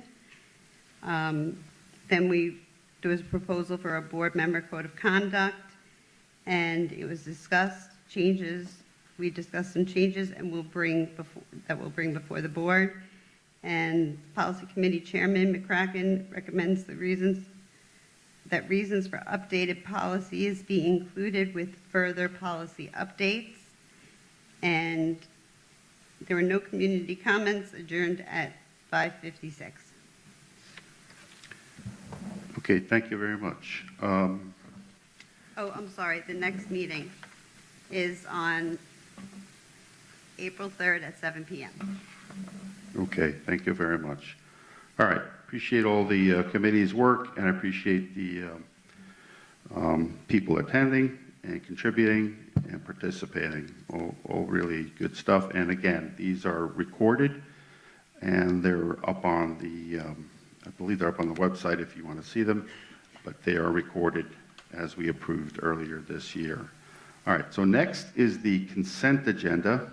All right, so, and I appreciate the questions on the consent agenda from the public. Can I get a motion to accept the consent agenda? Adam, second? Second, Jen. And any discussion? All in favor? Aye. All right, thank you very much. We have some new business, and I'm going to read the motions here. Federal funding advocacy material. So this is the letters that we were just talking about in the policy committee, or sorry, in the ad hoc committee. So can I get a motion to approve the resident federal funding letter and resident New York State budget phone script, and authorizes district clerk to place on ad hoc advocacy webpage? Motion to approve. Okay, Adam. Second. Mike Mongan. Discussion? All in favor? Aye. Okay, second new business is the electric bus mandate advocacy material. Motion to approve the resident electric bus mandate letter and resident New York State budget phone script and authorizes district clerk to place on ad hoc advocacy webpage. Motion to approve. Second. Second is Chris. Discussion. Okay, all in favor? Aye. All right. Two more. Sure. So these materials are now approved, so I want to thank the committee quick for their hard work in putting this together. But now we're gonna look to all of you here in this room and watching. We need your help to get the word out once these materials are distributed to make our voices heard on these issues. So please, if you have any questions about these, please reach out to myself or Tanner and look for our kickoff campaign for getting these materials in your hands. Thank you. Yeah, just to add upon that, the budget cycles, today's the 25th, it's supposed to end April 1st with an adopted budget, you know, fingers crossed. So now is the time to do it. It's important if you were going to participate in this, which I think is incredibly important, and they did do quite a bit of work on this. Now is the time to act, and all the materials are there for you. So thanks to the committee for putting this together. Okay, next is the third item, new business, MOU with Town of Carmel. Motion to approve the memorandum of understanding between the Mahopac Central School District and the Town of Carmel for use of certain athletic fields and facilities for the period commencing July 1st, 2024 through June 30th, 2026. Motion to approve. Adam, thank you. Jen, thank you. Second, and discussion. Okay, all in favor? Aye. All right, terrific. Last one. Policy 1230, public participation at board meetings. Motion to approve this first reading of the revisions to Policy 1230, public participation at board meetings. Motion to approve. So moved. Second. Discussion. All in favor? Aye. Okay, great. All right, we're in the home stretch here. So this is the public commentary. We ask all speakers to adhere to the policy, maintain public decorum, address the president of the board, or in this case, I'm running the meeting, you address me. Obscene language, racial statements, religious or other forms of prejudice will not be tolerated. Comments and questions should be made in a respectful manner. Personal attacks or criticism of any person connected with the districts are not permitted. So, any public comments?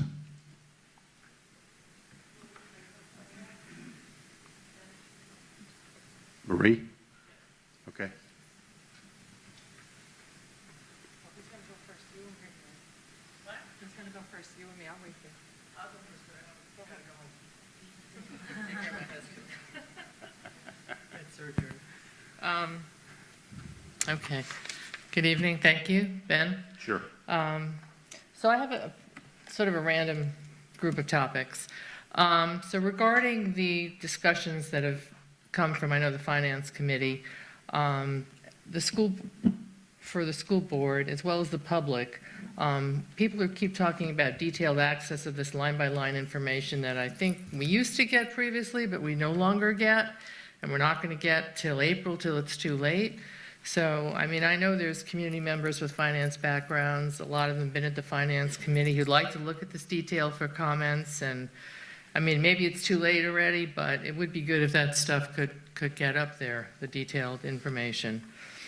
Regarding the bus proposal that's will be on, I guess, the vote, is it possible that we can get photos and mileage and mechanical issues for each of the buses that are being retired at this time?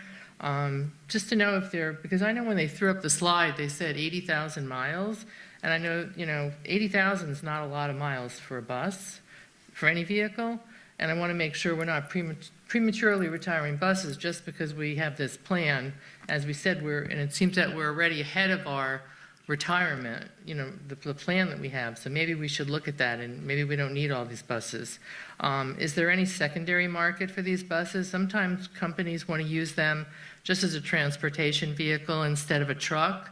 Or maybe organizations who don't have such stringent requirements for the buses, so I don't know what happens to them once they get turned in, but I think we should look at that as a possible source of revenue. Regarding the budget, I just want to make sure that all of the DEI programs have been removed from the curriculum. I know in 2022 there was a BOCES training discussing culturally responsive, sustaining education. Does this program still exist? Also, it means taking this information out of our library books. There's a site by the Department of Education, which is called enddei.ed.gov.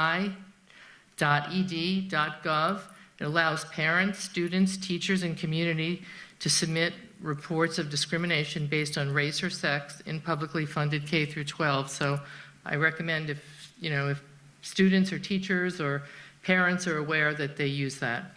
From last week's work session, one of the community members suggested a referendum regarding the treatment of the reserves on the books. I'd like to stress that the school board should really be your referendum, and this is why everyone should go out and vote. Currently, it's only 10% of the community that comes out to vote. Vote for members that are based on your values. If someone is running, again, look how they voted on issues important to you.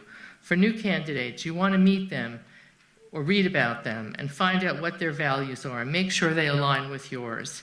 Don't just vote for the person that sends the most texts, the most mailings, and the most ads.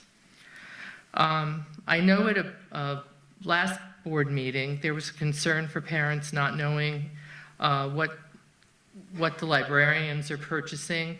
And I know it's a big task for parents to sort of search the books, and I understand there was something created online so the parents could see what books I think are being purchased, but perhaps they can be categorized so that parents could sort of look to see if these contain questionable materials for their children. So I don't know if maybe IT, with conjunction with the library staff, could categorize them to facilitate this.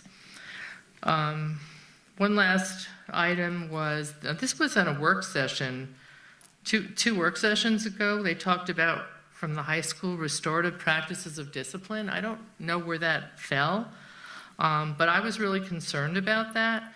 And so I don't know if it went ahead or what happened with it, but to me this seems to be sort of trying to hide the students' school records about any kind of negative transactions from their files. It seems that one of the issues discussed related to behaviors that should be disciplined by the parents and not the school. Punishment by schools should be based on school rules. Just an ancillary fact is this is what happened in the Parkland schools in Florida. The student's misbehavior was purposely not recorded so as to not to have a record on the student's files, and as a result, that student perpetrated a horrific act that did not receive the proper treatment because he did not receive the proper treatment and could have prevented this tragedy. So I don't want a similar type of school policy set up at our schools here. All right, you're almost at 5 minutes. And one last thing, there was an article, I had mentioned this before, about the Mahopac High School is planning to build outdoor classrooms. So I don't know, is this in the budget? They're doing it? Is it financing it on their own? I don't know, so thank you. Thank you. Okay, who's next?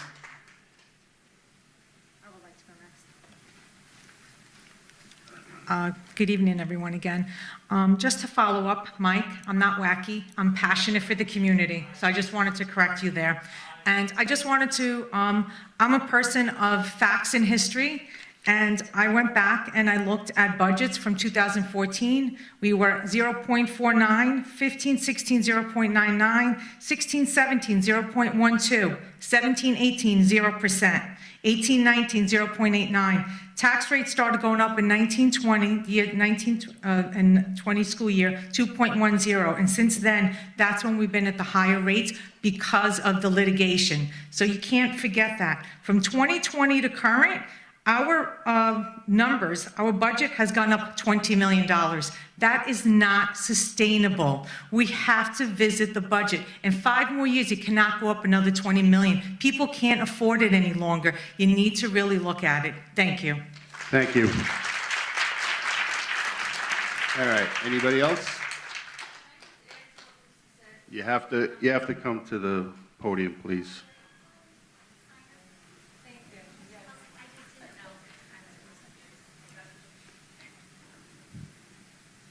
I'm sorry, we just have to let everybody hear. It's okay. Thank you.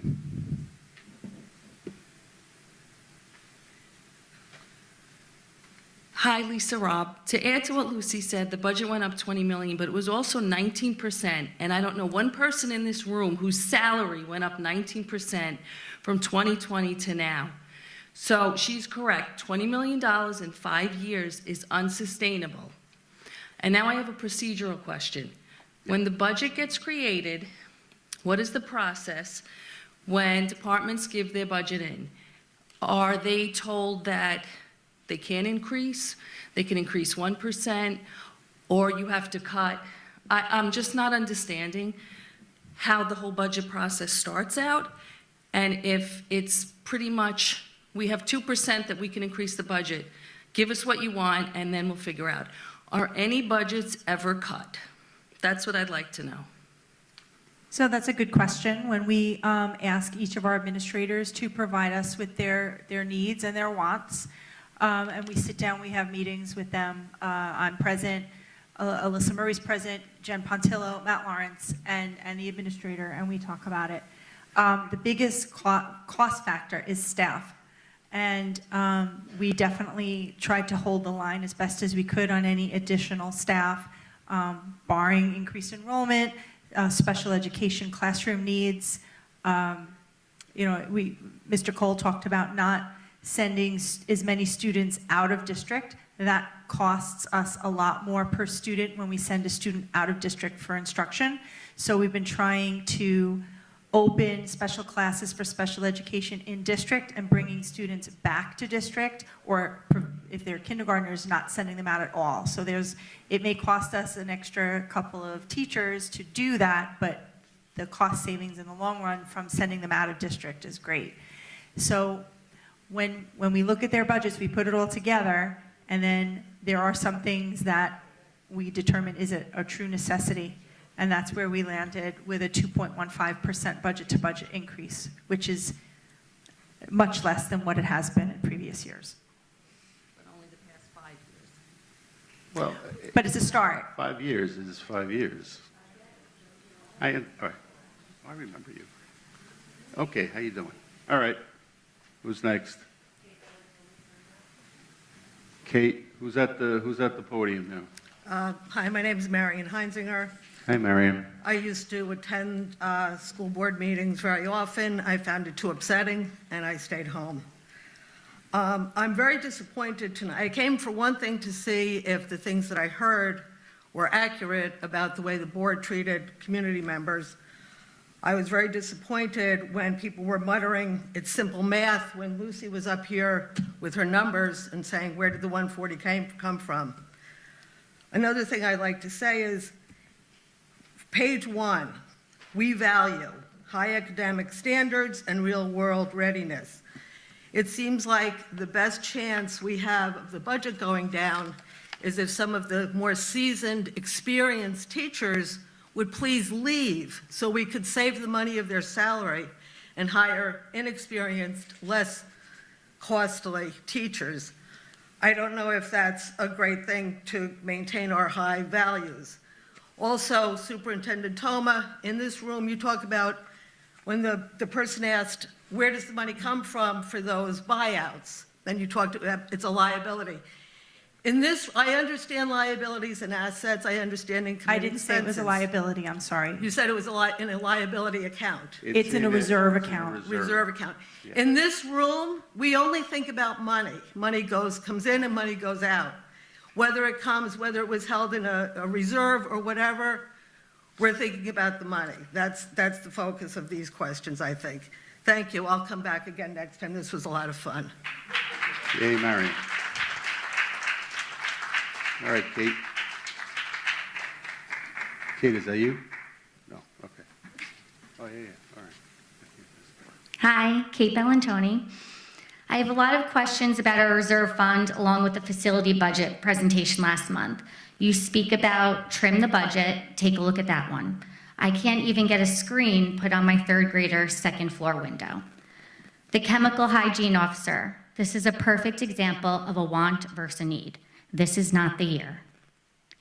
Tonight I want to focus, though, on my friend, a brave mom who at the last meeting spoke about the unprofessional behavior from the elementary school's special education chair during her son's initial meeting. Since she has spoken, so many people have reached out to her, saying their experience was the exact same. I learned that trustees Carway, Mongan, and Harrigan reached out to her after she forwarded the recording to the whole board. Thank you. I am very surprised and upset that those trustees who I mentioned at the last meeting who ran on a special education platform did not reach out. Let this be a reminder that as campaign season approaches, people could say whatever they want to garner votes.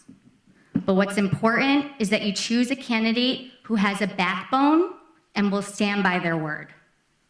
It's a shame that it's our children who are suffering because of false promises. Thank you. Thanks, Kate. Anybody else? All right. Anybody else? Wait. Gotta go.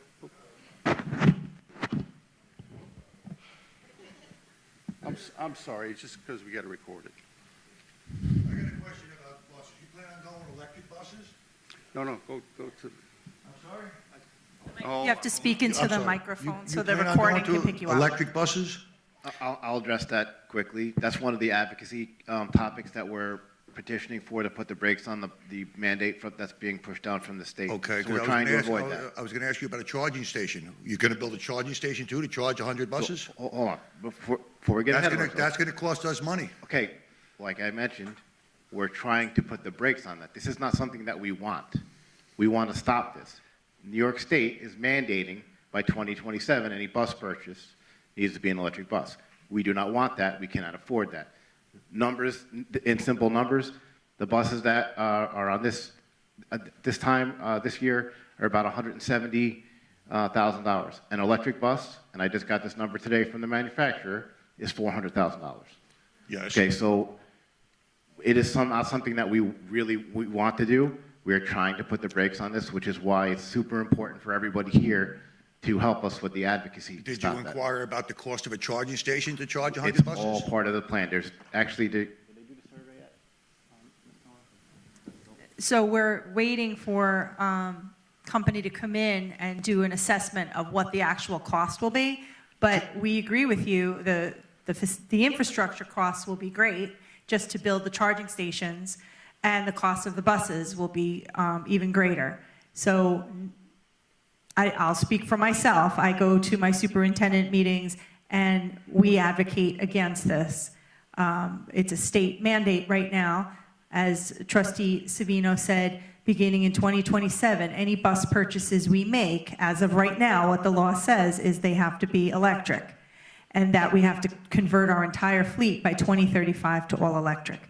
And I could speak for myself, and that will impact our budget greatly, and we are advocating against that happening. So as Trustee Savino said, the board approved with the ad hoc committee, which is made up of many community members.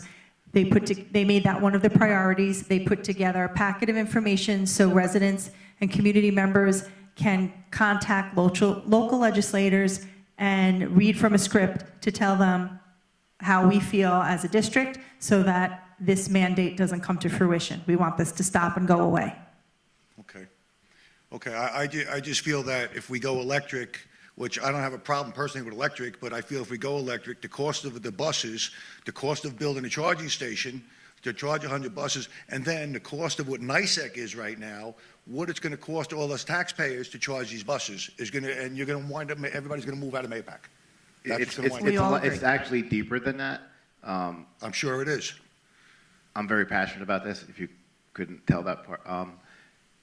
The research that has been done on them, the life expectancy is far less than what we hold buses to now. And it was mentioned 80,000 miles and It's not 10 to a lot 12 of years. miles. They're not going to last 6 to 8 years here with our weather and our terrain.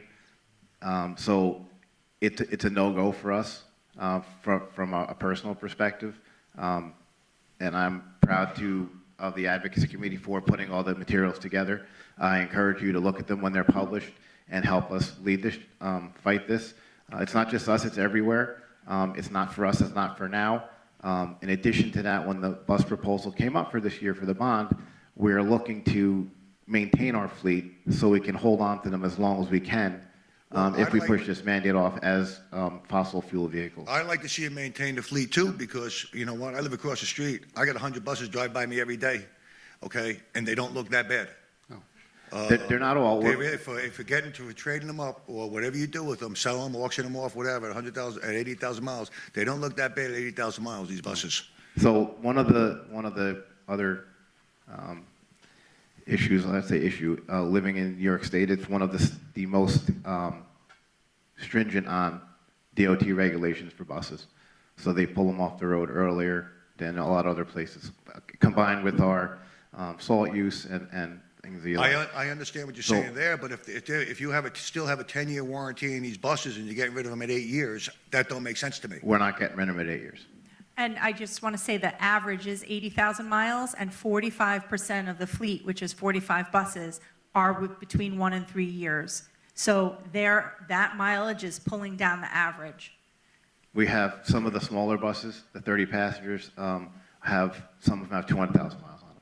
So that's part of the average. The bigger buses, when you're looking at one that's 12, 14, 15 years old, they become very costly to maintain, and the state will pull them off the road. The buses that we have now, they are warranted, and the plan is to not keep them much longer than the warranty. If we have to, we can, because they are maintained, and maintenance is key. The safety of our students is paramount. Well, do you think if we would go to electric, do you think the neighbors would want generators behind the school charging the buses? Do you really think they would want to hear the noise like that? 100%. And as I mentioned, this is not something that I personally am in favor of, and that's why I'm asking the committee put this together so we can all petition for this together. Okay, very good. Thank you. Thank you. Thanks for the comments. And just another quick note, the New York State School Board Association is also lobbying to push back on this unfunded mandate. So this is an issue not just locally, but around the state. The infrastructure is not there, et cetera, et cetera. And again, we've put the letters. The advocacy committee has done a phenomenal job of putting these things together. Please take a look, put those, and send those out to our elected officials. All right. Anybody else? Otherwise, I'm here. All right. So first, I want to commend the students in the Students Against Cancer Club. It's really nice to see the younger generations involved in such causes and helping others. I also am appreciative of the reading curriculum that we will be adopting. Our students definitely need extra help, and phonics is definitely the way to go. And Trustee Harrigan had asked for different percentages, and you stated that the board had received them. Are we able to, on April 1st, when we do the line by line at Finance Committee meeting, see those that were provided to the board? Yeah, I don't think that's going to be a problem. Yes. Okay.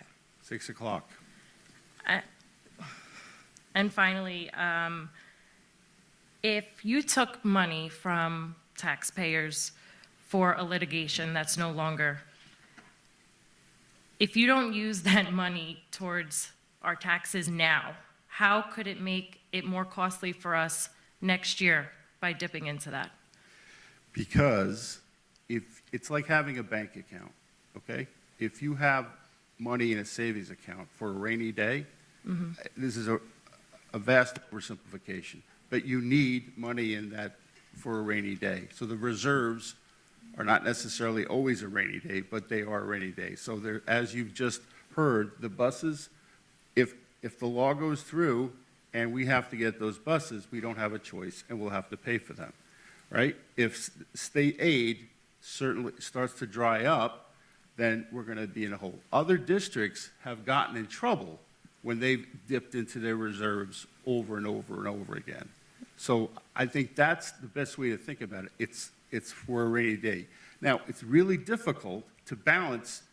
We're here, we're the Board of Education, we're here for children.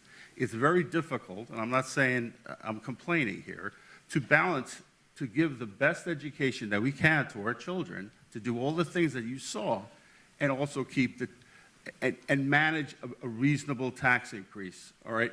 It's very, very challenging. And we have to think, as Mike said, you have to think down the line. So we don't know what's going to happen next year, or the year after, or the year after. So the prudent thing to do is to try to keep as much in reserves as reasonably possible. So we're doing it. I can tell you that this is not something that we take lightly. We all on the board here live here, so whatever taxes go up, we're all impacted, even the superintendent and everybody here on the table. So if that goes up 0, 100, whatever, it impacts us too. So I am trying to say we're doing the best we can, but it is a challenge, and it is an opportunity for us to try to get it right every single year. So, but I always appreciate the participation and of the community, because I think it's important that people come out, and I appreciate your support, your participation, Nicole. I just want to comment back and say that if I created a savings account for my kids' college and didn't use it for their college, it would go to something else, right?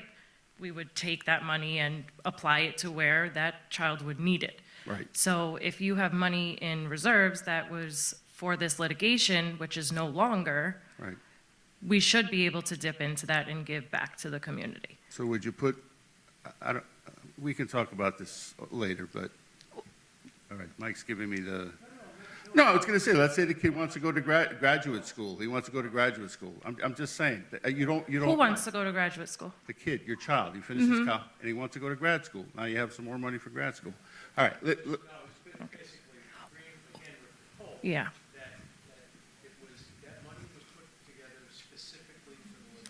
Right. Okay.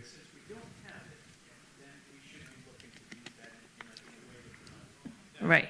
All right. And just one last comment. You guys, we do appreciate you, and you are here for a good educational experience for the children. But the children did not elect you, and you need to be reminded of that. So I think respect goes a long way, and doing for the community that elected you for your position is more worthy than the comments that are coming from you. From me? Thank you. From me?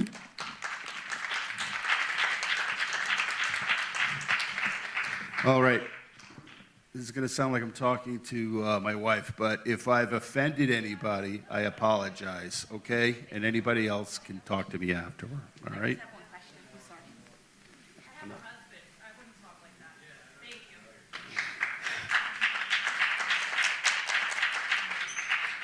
Lynn Mongan, like you guys don't know who I am. But anyways, I just have a quick question. I'm going to touch, I think, on what Nicole had asked previously about the incentive for the teachers. It's now approved. Can you elaborate on the incentive for the teachers now that it's approved by the board? Are you able to elaborate on the details of the incentive? So there's a minimum number of teachers that would need to participate, and then depending on the number between 5 and 10, if there's 5, they would get $15,000 from the Employee Benefit Liability Accrual Reserve, which is a reserve fund that exists, that would be their incentive. If there's 10, they would get $20,000. So it's a modest incentive, but we value our teachers that have been in the district for a long time, but we also want to strike the balance of perhaps hiring additional teachers in at lower steps or attritioning teachers if we are able to do so. What is the number of teachers is there a cap, like Nicole had asked, is there a cap on the 20,000 teachers that will be getting 20,000? And I'm sorry, I don't think $20,000 is modest in any way, shape, or form. There's multiple teachers, I think there was more than 20 that were technically eligible, but we don't anticipate that many of them. Because people want to retire when they're ready to retire. So this was an attempt to perhaps lower the general fund budget for next year and pass on the savings to the community by lowering the budget to budget increase and lowering the tax levy increase. And so we'll know more for the April meeting because the deadline will be before the April meeting. And so this way, any decisions that are made would be able to impact the budget for 25-26.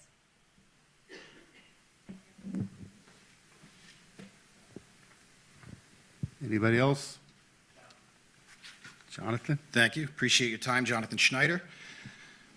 All right, job as elected officials, acting on behalf of our school district and on behalf of our community. Part of that is to act on behalf of the people that elected you, as well as balance what the needs are for the students. I think that they've definitely done a great job internally balancing the needs of the students.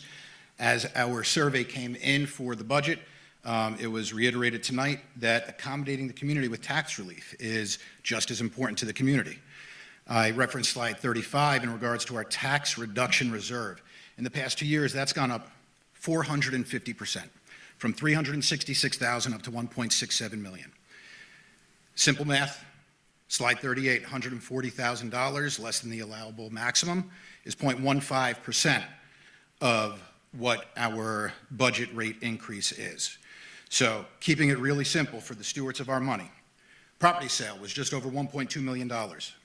If you use that, our community will have an increase of just over 0.6% if that is used to offset what the current year is. Basic math says we can do that. We could still have $8.8 million left over from the tax tertiary reserve that can go into future budget years allocated across the reserves that is allowable, which would be our teacher retirement system, our employee retirement system, our employee benefits liability line, for which possibly up to $200,000 will be used for teachers' incentives for buyouts. Concern I have, we don't necessarily always replace a retiring senior teacher with a freshman teacher. We will replace them with experienced teachers, which means they're coming right back in at those same numbers. So I hope you understand, as trustees, as fiduciaries of the community money, it's raining. The community told you it's pouring and they need an umbrella. Use the money from the sale of the property. Offset what you have. You have a 0.6% increase in taxes. My concern is that it's going to fail. If the budget fails, what are we going to hear? We're going to hear the same thing we hear year after year. You're going to cut student activities. You're going to cut student sports. You're going to cut art. You're going to cut music. But never do we hear, we're going to go into the reserves, or we're going to use the reserves that have just been brought back at $10 million between a tax cert overpayment that now we're able to use and $1.2+ million of a property sale that's been discussed for over a year to offset. Never mind the 450% increase that we've had in the past 2 years, bringing our tax reduction reserve up to almost $1.7 million. So hopefully by the time we hear at the budget presentation next time or at Finance Committee, there's going to be a change on that 1.9, because my fear is the community won't be approving that. Thank you.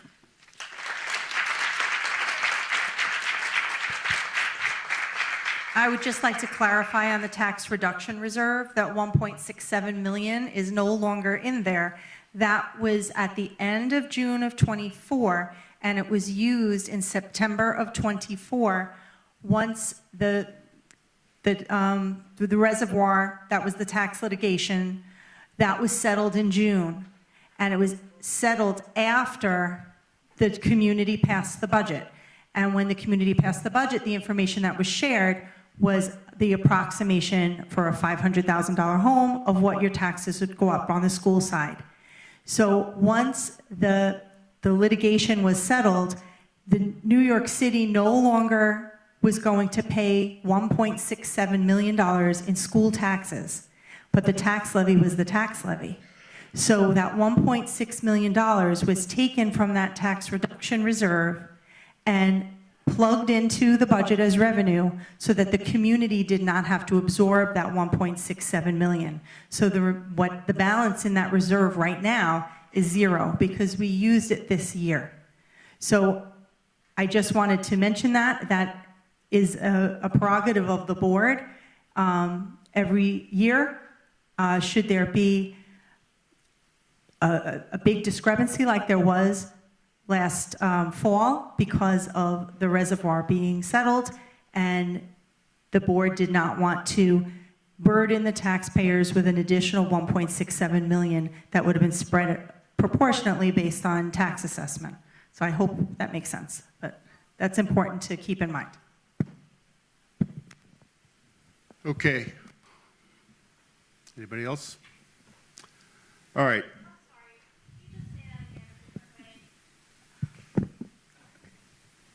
It's very hard. It took me a couple of, this is my third year as superintendent, and the whole tax reserve, not tax reserve, the reservoir issue, it's something that I've listened to and talked to our attorneys about over and over and over. So New York City was paying taxes on the reservoirs for their water. And so they were giving us, the district, money to use the water. They filed a lawsuit because they said they were a municipality, and as a municipality, they shouldn't have to pay taxes on the use of the water. So they won the lawsuit, and their assessment was reduced. It wasn't completely eliminated, but it was reduced. So it didn't get settled until after the budget was adopted in May. It was settled in June. So what that resulted in was that the city wasn't going to pay that $1.67 million for the 24-25 school year. Who was going to have to pay that? Everybody that lived here, proportionately based on their assessments. So the school board decided to take excess fund balance after the books were closed on 23-24, and in order to appropriate that money, it couldn't just go from one place to another. It had to get put into this tax reduction reserve first, and then taken out of the tax reduction reserve to settle the budget so that the community members didn't have to pick up that $1.67 million. Is that better? It was budget excess. Correct.